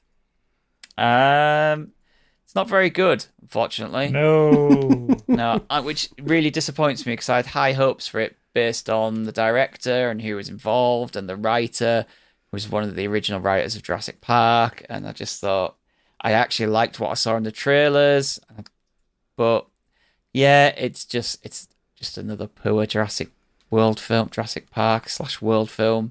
I think we have to. I think we have to accept at this point that the Jurassic Park that we knew and loved is not going to happen again. It's Fast and Furious with dinosaurs now. You're not even wrong. You're not even wrong.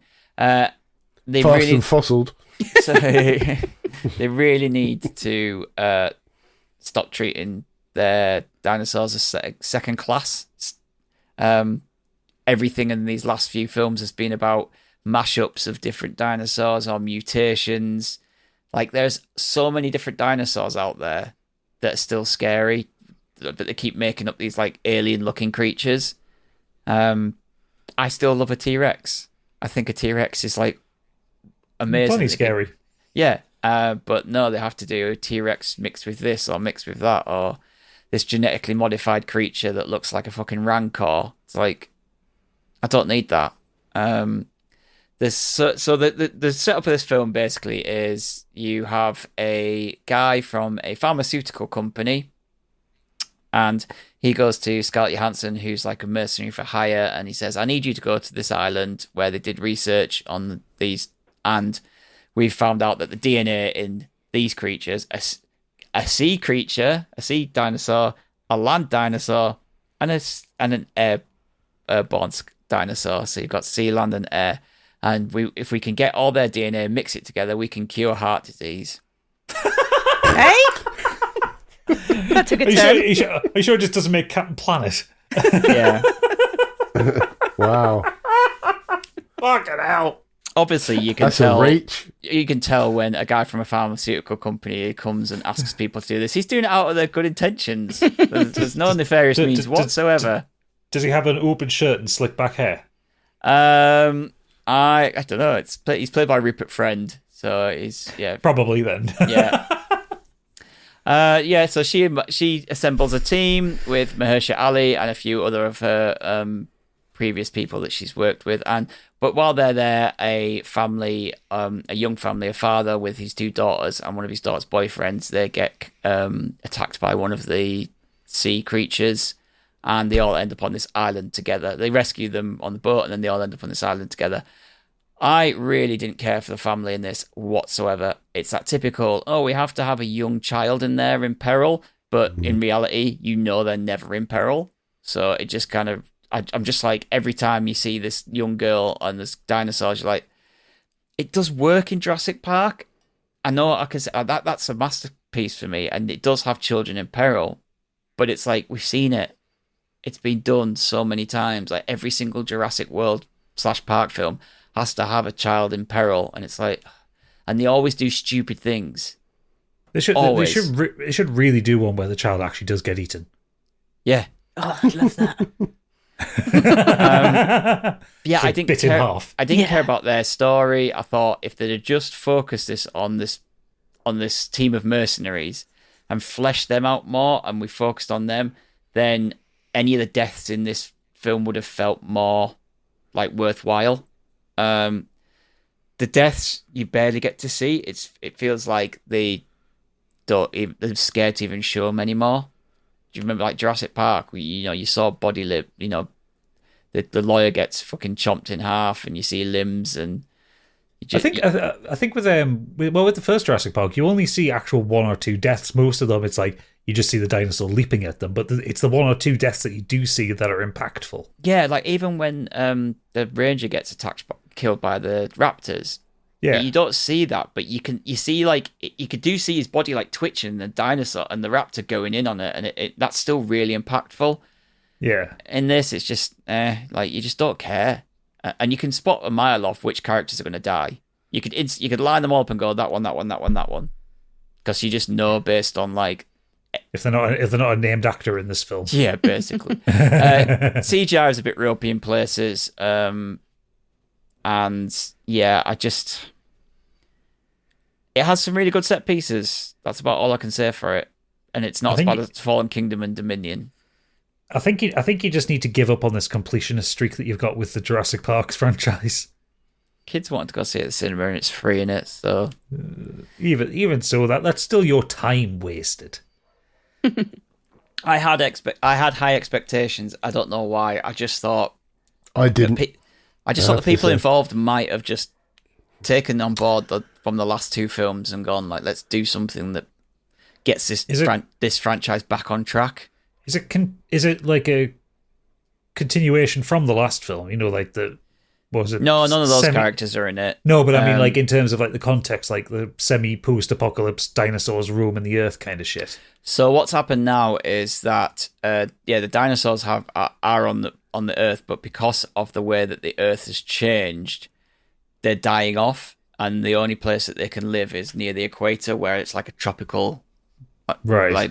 So which does make sense, and obviously within that, there's obviously a lot of climate change kind of message in there. Because I'm just thinking at a certain point, like, if you want to make a Jurassic Park film, maybe just completely reboot the universe. Yeah, probably gonna have to. They did that with World though. World was I don't mind World because it sets it back in a park. It sets it back in a contained area. Yeah, but World was still technically a sequel because it's still building off what the first film did in the plot line. You know, it's like they've made Jurassic World now. It works. Kind of thing. But it's still based on John Hammond's park. Yeah, but I kind of like that because it was a case of there's no way that all this money and research would be pumped into this park, and for it because it went wrong that one time that someone else wouldn't come and pick it up.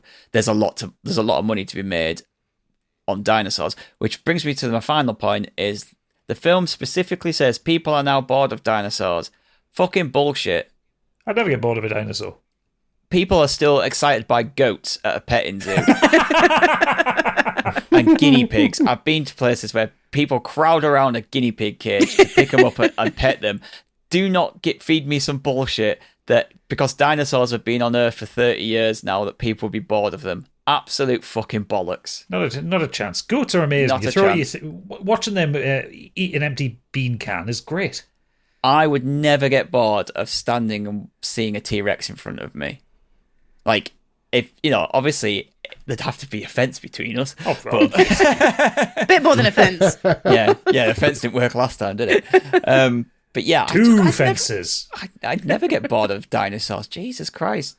Just when they said that, I was like, "Fuck off." I think what blows me away is that, especially now with modern technology, like if you think how good Jurassic Park was back then, and how good it could be now, it's almost like it's an easy win if they just got that plot right. Because, like you say, dinosaurs on the screen, and if they do it right, it looks realistic and great. Then that's half your battle won. But there must be something missing with the plot, the story that isn't engaging. The characters.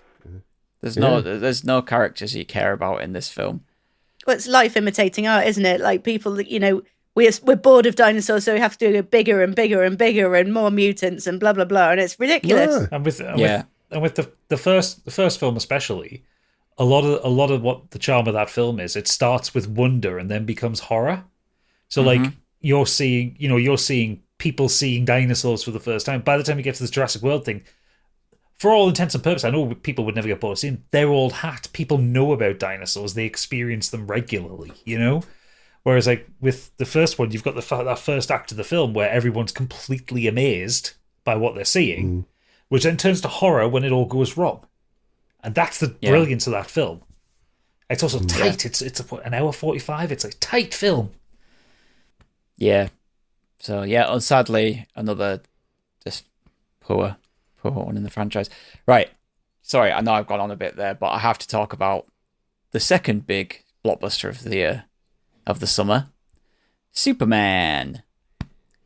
I think this is probably one of my most anticipated films of the year, and this time I'm happy to say that this one really does live up to expectations.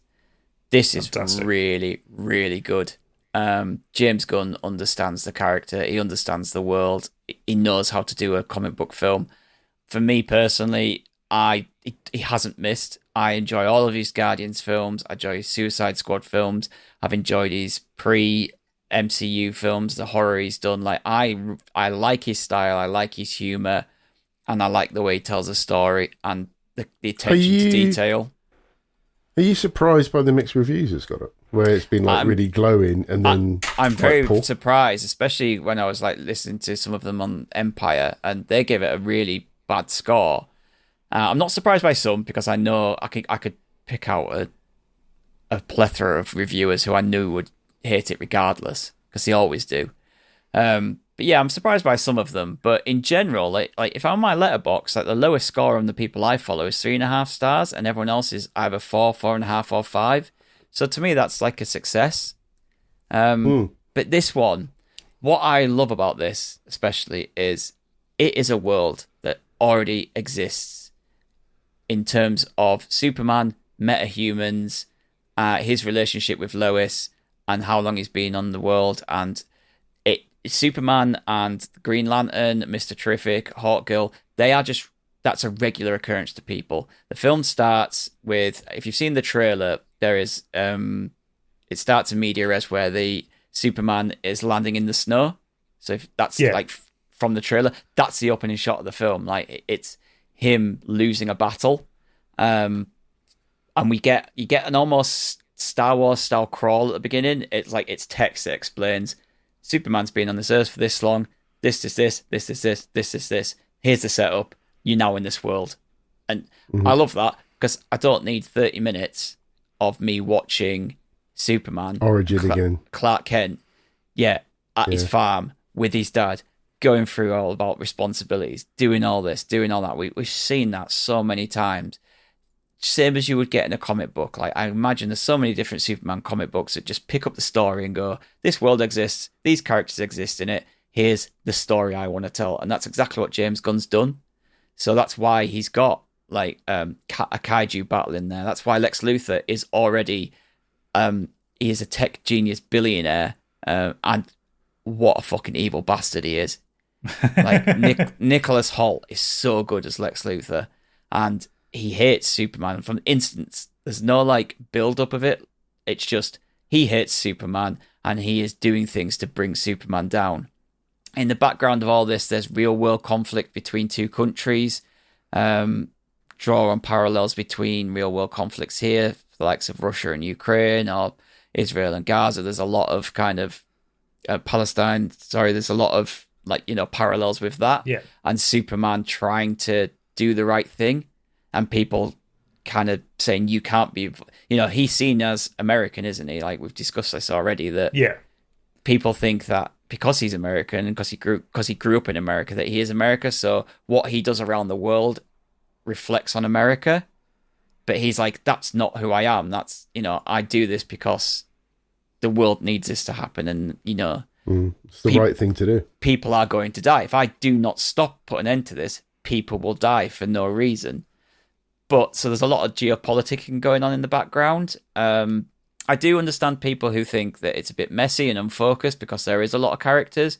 I didn't have that problem. It doesn't give you enough time to get to know the characters a lot. So Hawkgirl doesn't really get a lot to do. There's some characters at the Daily Planet that don't get a lot to do. But the core characters that you need to know of do. Again, the side characters are side characters. You don't really need to focus on them. They are like Hawkgirl. Yeah, she exists in this world. She doesn't really need to have much focus in this film. She will get that focus down the line in her in future projects. But yeah, David Corenswet, best Superman since Christopher Reeves by far. I think that they've done a really good job with showing his humanity and also his flaws. There is no Jesus or God complex in this at all. He has flaws. He has weaknesses. That's what I like. I like the fact that there are other metahumans and other antagonists that can cause him problems. It's no secret that I don't like the Snyderverse. I do not like the Jesus imagery in that film, where he's just seen as a god and he can kind of just beat everyone. Yeah. In this, it's not like that. He genuinely comes across as a normal human that just happens to have superpowers. Rachel Brosnahan is great as Lois Lane, and Nicholas Hoult, I've said already, he is really good as Lex Luthor. Them as that core trilogy of characters that from a Superman story, they're all really, really good. And yeah, the supporting characters are brilliant as well. Guy Gardner's by Nathan Fillion is a lot of fun. And Mr. Terrific and the dog probably gets the best action scene of the whole film. The dog Crypto he's a bad dog. He's a very bad dog, but he's also a good dog. He's based on James Gunn's real dog. It's a scan of James Gunn's real dog, and the behaviour is based on him. Yeah, he's a bit of a dick, but there's a reason for it, and that gets revealed towards the end of the film. But yeah, I loved it. I thought it was great. I really, really, it gave me everything that I wanted from a Superman film. I really And like assuming the announcement of how much it's taken and I guess the positive reviews, then you assume there's going to be a sequel, I guess? Oh, yeah, 100%. I know that there has been some kind of conflict in reviews out there, but on the whole, it's positive. It's 85% on Metacritic. Like I said, most of my Letterboxd reviews that I've seen, all the people that I follow, they're all, in 3.5 star and above. That's positive for me. But yeah, I really think people should go see it. You should go see it if you have any interest in it, or you want to go see a good superhero film. This is one of the best ones in a long time, certainly since Endgame. But yeah, did everything that I wanted it to do.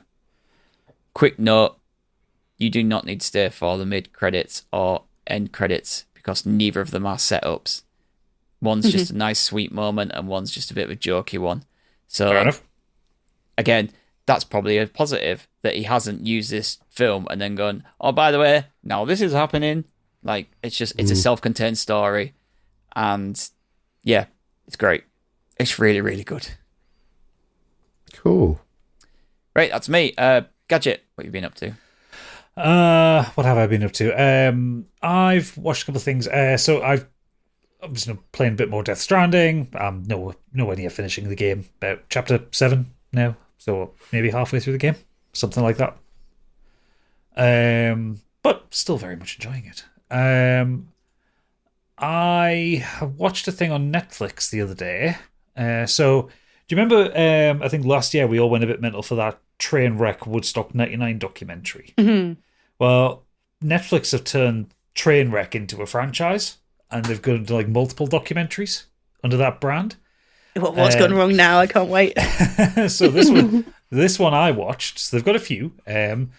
This one I watched was called Mayor of Mayhem, which is about the mayor of Toronto in 2010, Rob Ford, who was a very loud and brash conservative leader, very much the pre-Donald Trump, but very community focused. He was big on service for his community, but he was just brash and he said stupid things on the TV, and very rare that you could get him on a live interview because he would probably say something incredibly dumb or swear or something like that.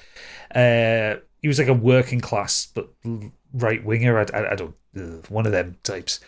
Anyway, his tenure as mayor kind of went a little bit. Well, it went severely into a train wreck situation when a video was revealed of him smoking crack. Go on, lads. And Get it down here. So then it becomes a whole media circus around him. And it then turns out the people that he was smoking crack with were arrested by the Canadian Royal Mounted Police because they were running guns into the country. Sake. And it just as if those two things go hand in hand. And it just sends it fast. And he's going around saying, I didn't do this, yada yada yada. And then the video is actually released. He's like, yeah, I did do this. And then another video comes out of him smoking more crack.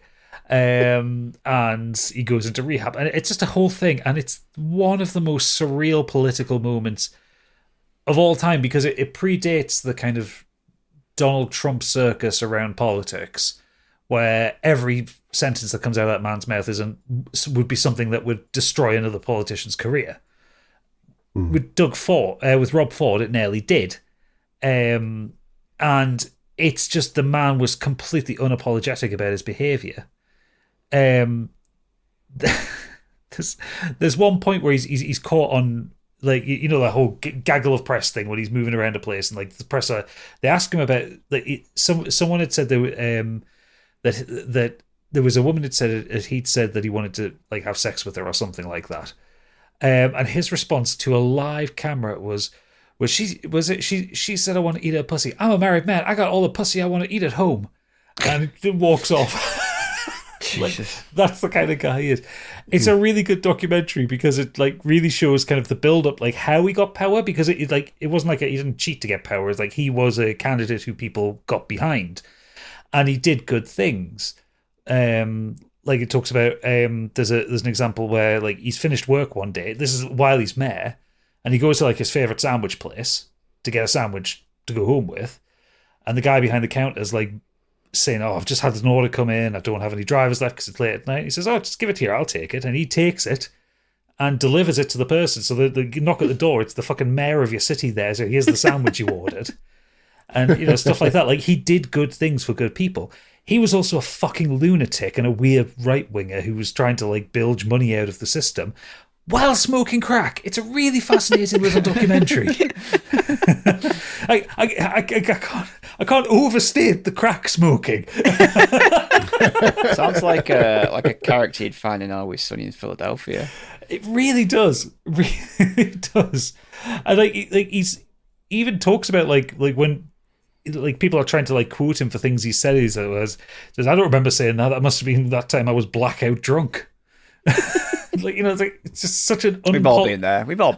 Unpolitician-like politician. And again, before Trump normalized that. But they've got 3 other documentaries out at the minute, with one more coming soon. So you've got the Astroworld tragedy, which I think was a festival where things went bad. Oh yeah, it was a crowd surge, wasn't it? Yeah, the Cult of American Apparel. That went wrong. And one, I think this is based on Biggie's experiences, Poop Cruise. I know what that is. That today. Yeah, that's a worldwide cruise where they all got dysentery. Check that one out. So yeah, that is worth watching. It's a really good documentary, and that unlike Woodstock, these are just like one-off things. They're just one episode, hour long. Not like multi-parters, so it goes over a bit briskly, but yeah, it's an interesting documentary to watch. And like I knew a little bit about Rob Ford, I didn't know like the extent of it. Like I just knew that he was this crack smoking mayor. The other thing I've been doing, and I haven't done a lot of it, just because I've been doing other gaming related stuff. But I did pick up when I saw a cheap code on Steam on CD keys. I picked up Elden Ring Nightreign. So this is the kind of roguelike multiplayer spin-off of Elden Ring. Kind of takes the concept, it takes the basic gameplay of a Souls game, but then puts it into a kind of a Fortnite-ish, like shrinking world, where you play as kind of a squad of 3 warriors who go in and you've got to fuck shit up, and you've basically got to defeat the 8 Night Lords, and that's how you win the game. And every time you start it over, like locations are randomized, mobs are randomized, and loot is randomized. So you have to kind of build your character on the fly each time, like a roguelike. I didn't get this when it first came out because even though it was only a 35 quid game, it's just like, am I going to like it? Is it going to have legs? And when I saw it for like 25 quid on CD keys, I was like, oh, fuck it. I'll pay 25 quid for it. It doesn't sound like it should work for a start. It doesn't, but I really like it.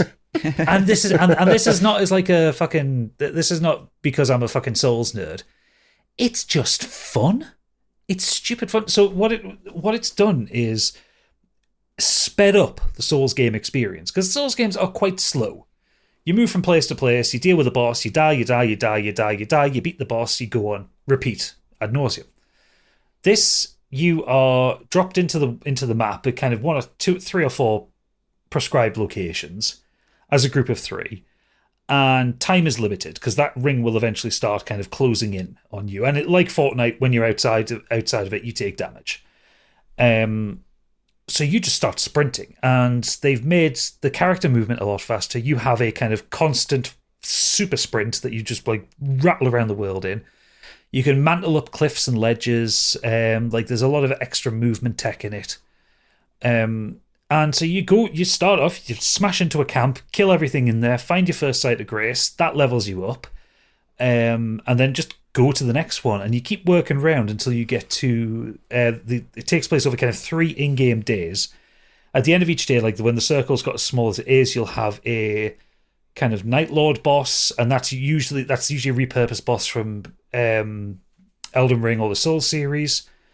You beat one of them, day 2 starts, do it again, get to the end of day 2, another big boss, and then you face your Night Lord on the 3rd day. and of which there are 8 you need to defeat to finish the game. You don't have to defeat them all in one run. You just, as you start each run, you pick which boss you're going to go and fight.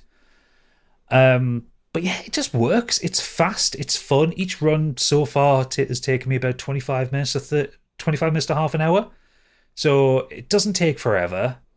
The classes... That's about the same time as like a match in Warzone, the same kind of thing. You know, it's that half an hour is like the perfect time for a run like that. Yeah, exactly. There are 8 kind of set classes that you pick from. So like I've mostly been playing with Wilder, which is the kind of sword and board fighter, but there's the Recluse she's a witch, there's the Revenant who summons creatures, there's I who's a archer, stuff like that. You know, it's all the various archetypes you would get in kind of a fantasy medieval fantasy game. But yeah, it really shouldn't work, but it does. You just go through, you kind of kill world bosses and kill enemies until you get to the point where you can face the day boss, and then, just move on to the next one. There is a story to it, but like all FromSoft games, I've got no fucking clue what's going on in it.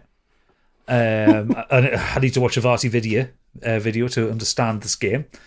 But I'm having a lot of fun with it, and I thought I would be mild on it, but it definitely feels like an experimental game, and I feel like when you've kind of beaten the final Night Lord, I wonder what the longevity of the game will be. Like, are they adding more content to it? Is there going to be DLC for it? You know, anything like that. But for what it is for a 35 quid game, it's really good. I'm really enjoying it. To the point where I'm actually recording footage because I might do like a intermission video on it.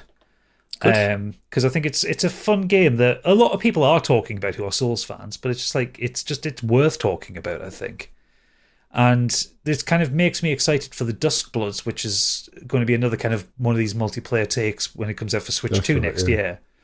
But that one Switch 2 for that though. I probably would, you know, if it comes off as well as Nightreign does, I probably would. That would be a game worth getting it for. Yeah. So yeah, I'm pleasantly surprised, and it's a nice game to dip into because I've currently got 3 games on the go at the minute between Death Stranding 2, Cyberpunk for my next video, and the one I can't talk about yet. All really fucking long games. Where this one's nice if, like, you know, finish work, I just want to chill down for half an hour, bang into that straight out. Die probably. Oh, actually, one other thing, you do get to die within the map, and you don't lose the game immediately if you die. So if you die, you get knocked down, and your teammates have to heal you. How do they heal you? Hit you with their weapons. Of course. they don't have to stand on top of you and like hold X to revive you. No, they just fucking whack you with their sword a few times. Like it. Give you a tap on the ass. Come on. Yeah.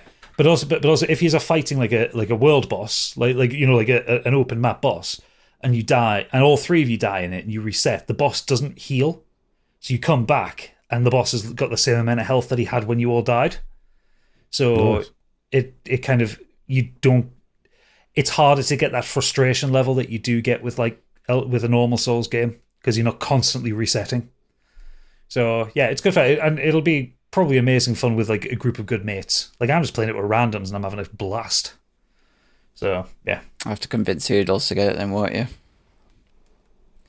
Yeah, I will at some point. I don't know if there's crossplay on it actually. I'm playing it on PC, so I don't know. You think there would be? Most of these things do have it these days, don't they? Anyway, where you have a look for that. Biggie, round us off. Okay. I'm still playing Division 2.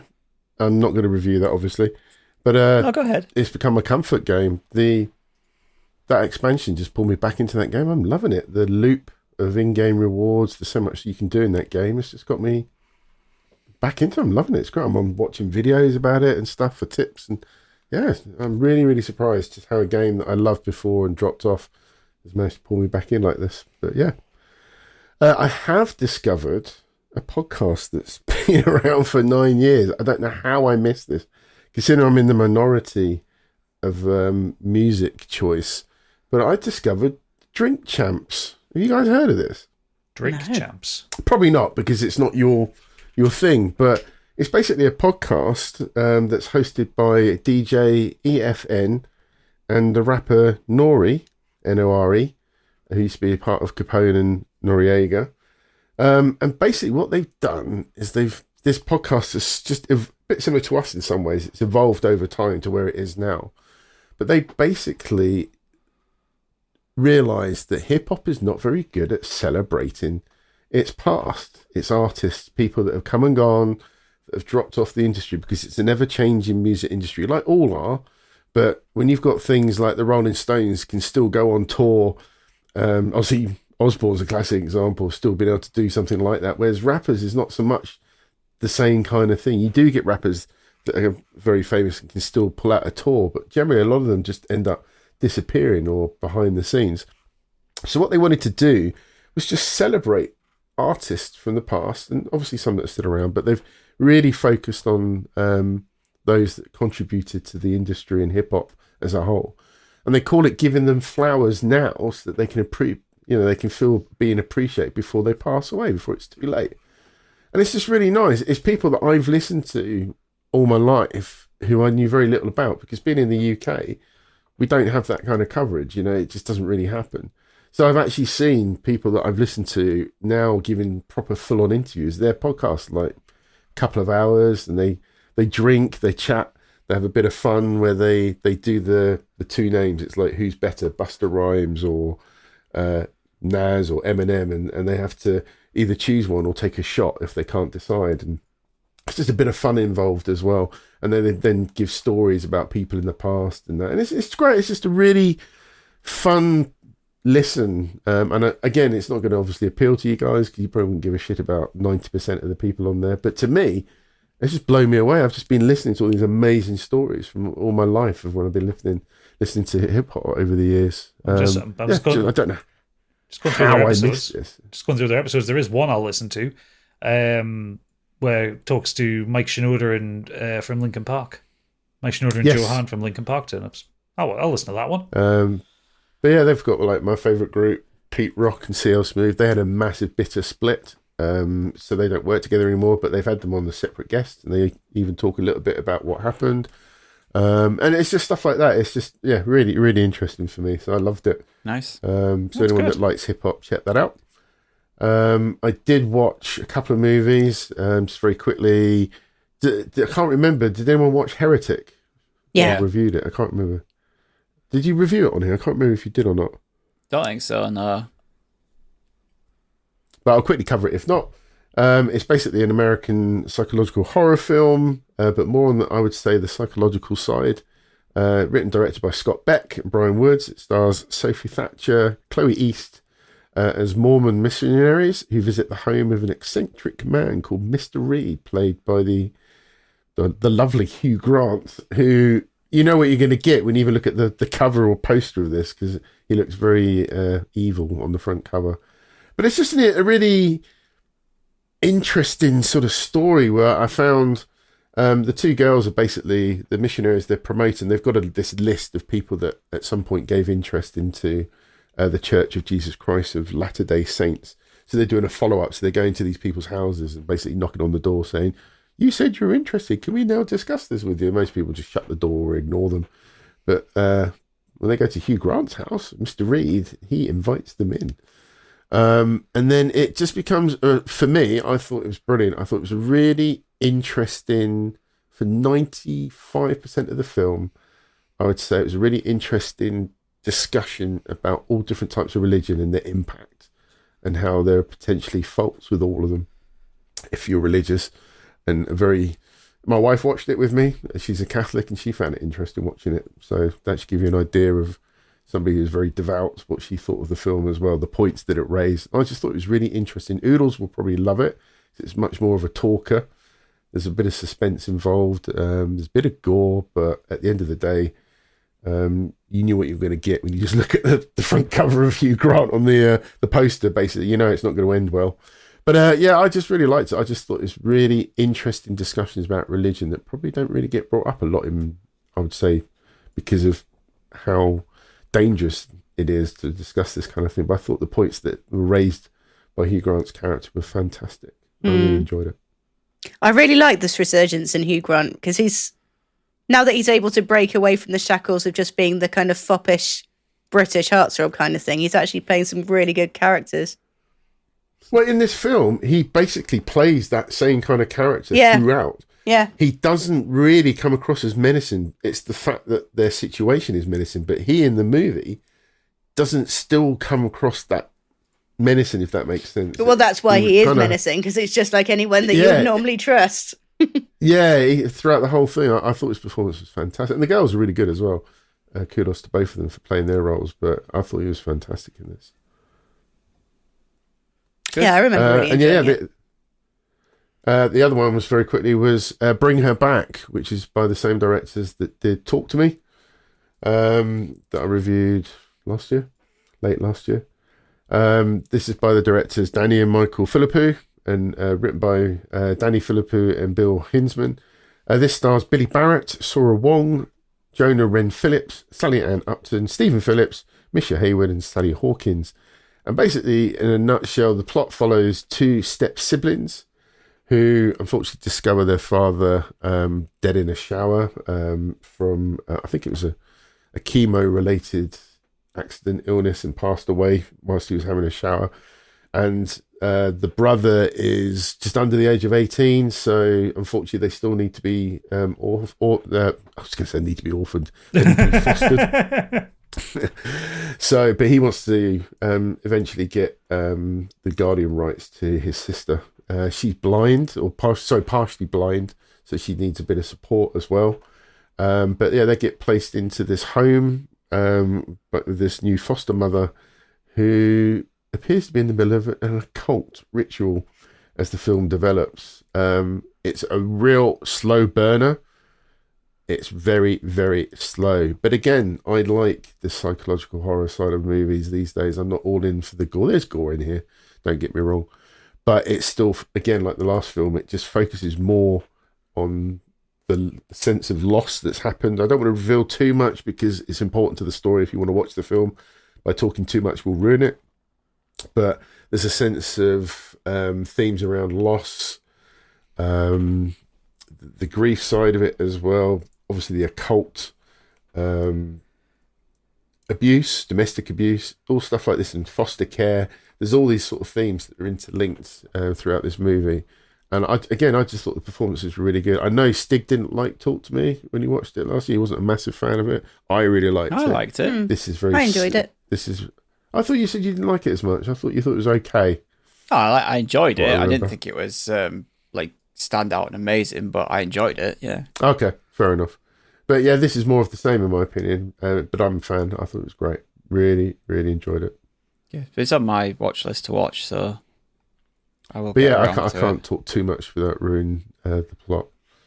But it's got some really trippy, a bit like The Ring. There's a video involved that she's using basically as a guide to form this ritual, which by going too more into that would ruin the film. But there's some really trippy clips that you see of this video in the background, or that they deliberately show you, and you're just kind of like, what the fuck is that? What is or what's going on here, sort of thing. Yeah, really cool. Watch the trailer and you'll get a good idea of what this is about. Good. Well, I am looking forward to seeing that. So I'm also looking forward to hearing what our listeners have to say, Gadget. Well, they've all written in great detail this week, so we're going to get through this as quick as we can. So we're running on long. We're starting off with the disembodied spirit of David Bowie's bulge. It's Bobby Wayne. Wow. This week I watched Heads of State, an action comedy starring Idris Elba as the UK Prime Minister and John Cena as a newly elected US President. The two have a tense political relationship which is put through its paces following a direct attack on them by an evil organisation. I really enjoyed this movie. It's a dumb action flick. Some of the comedy landed quite well and there were some genuinely great action scenes. There's a sequence involving Air Force One which I thought was truly thrilling, even if the CGI was a little ropey in a few shots. I recommend this for a watch if you haven't already. I mean, Stig already has, the rest of us haven't. Yeah. It's good fun. I spent some time watching a playthrough of Death Stranding 2 on YouTube because I can't afford a PS5, but enjoyed the story of the first game.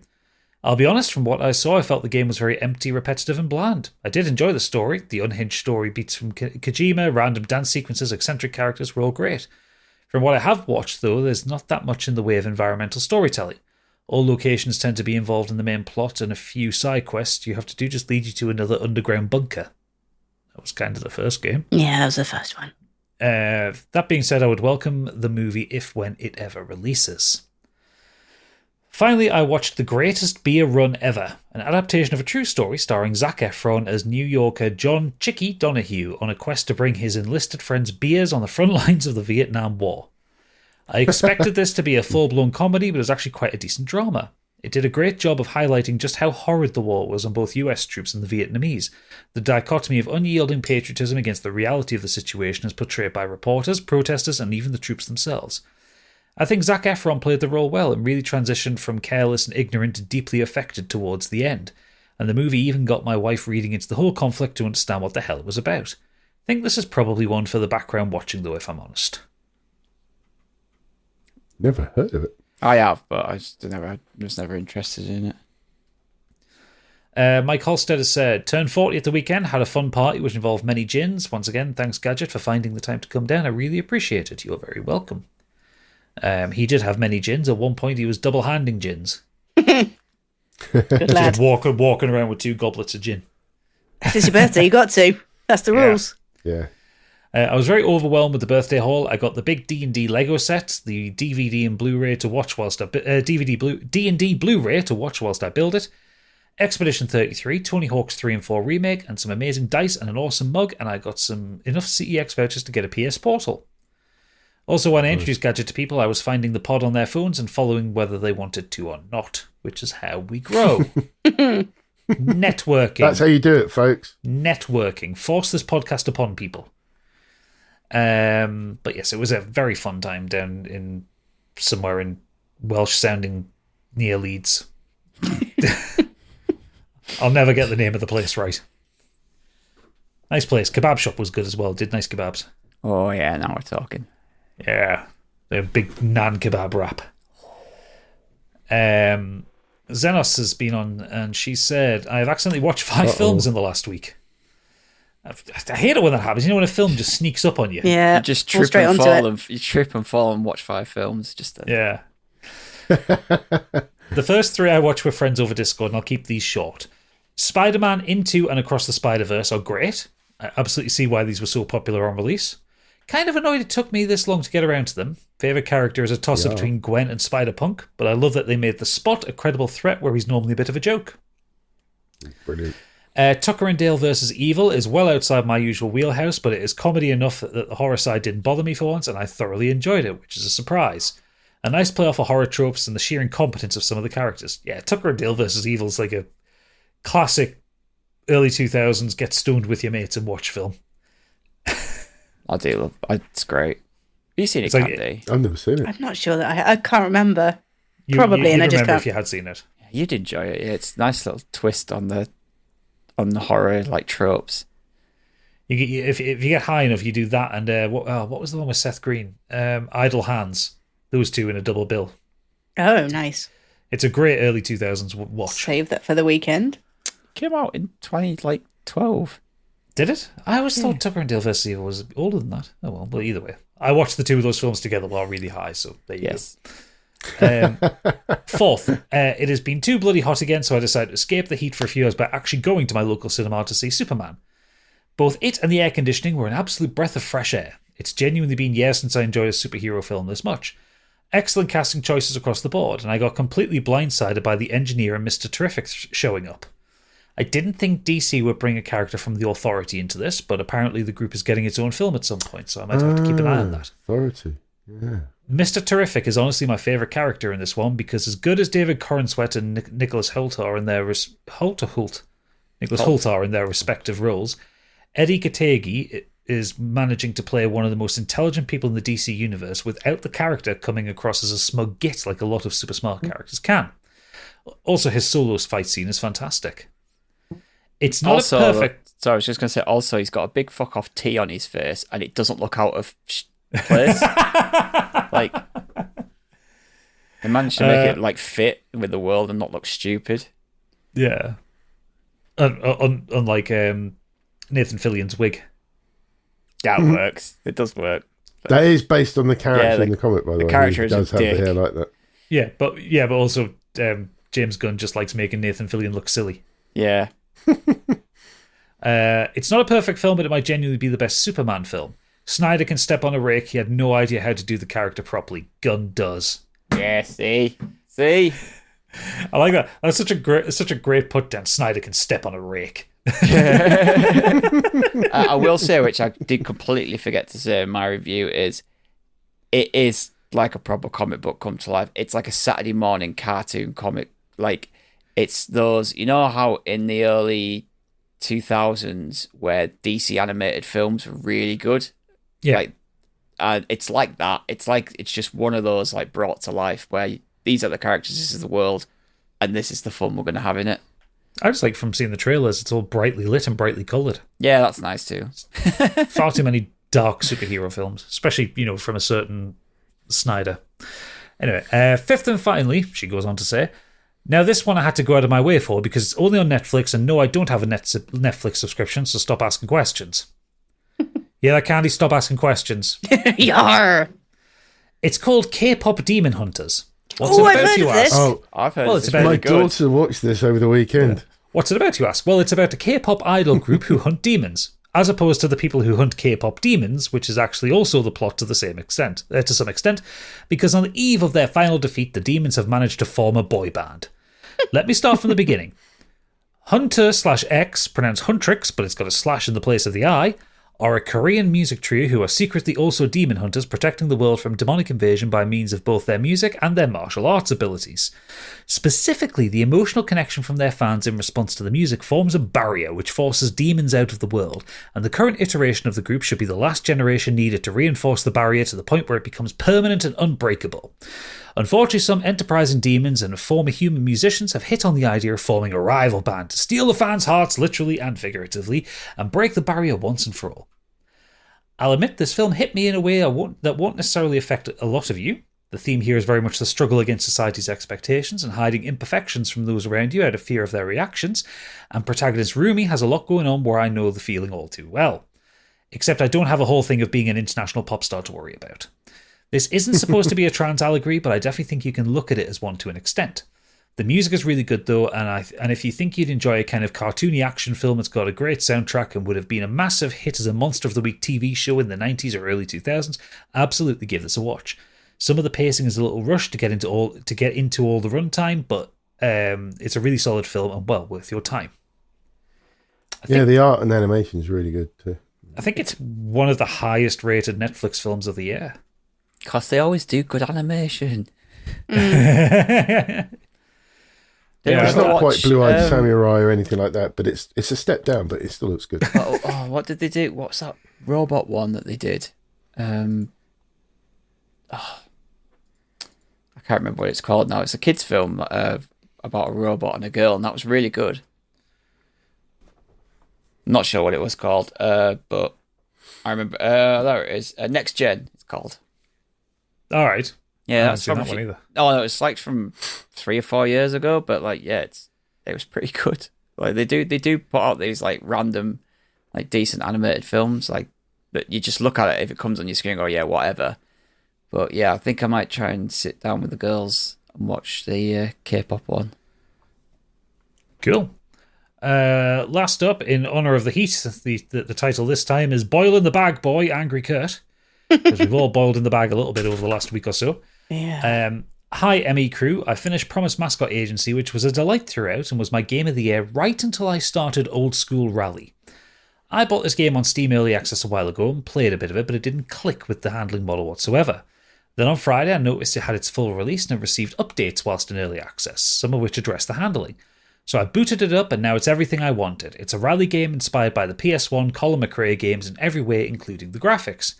It handles just as well now, and it's nice to play a racing game with a straightforward career mode, no worrying about sponsors or meeting certain objectives. It's simply win this set of races to unlock the next event and win money to buy new cars.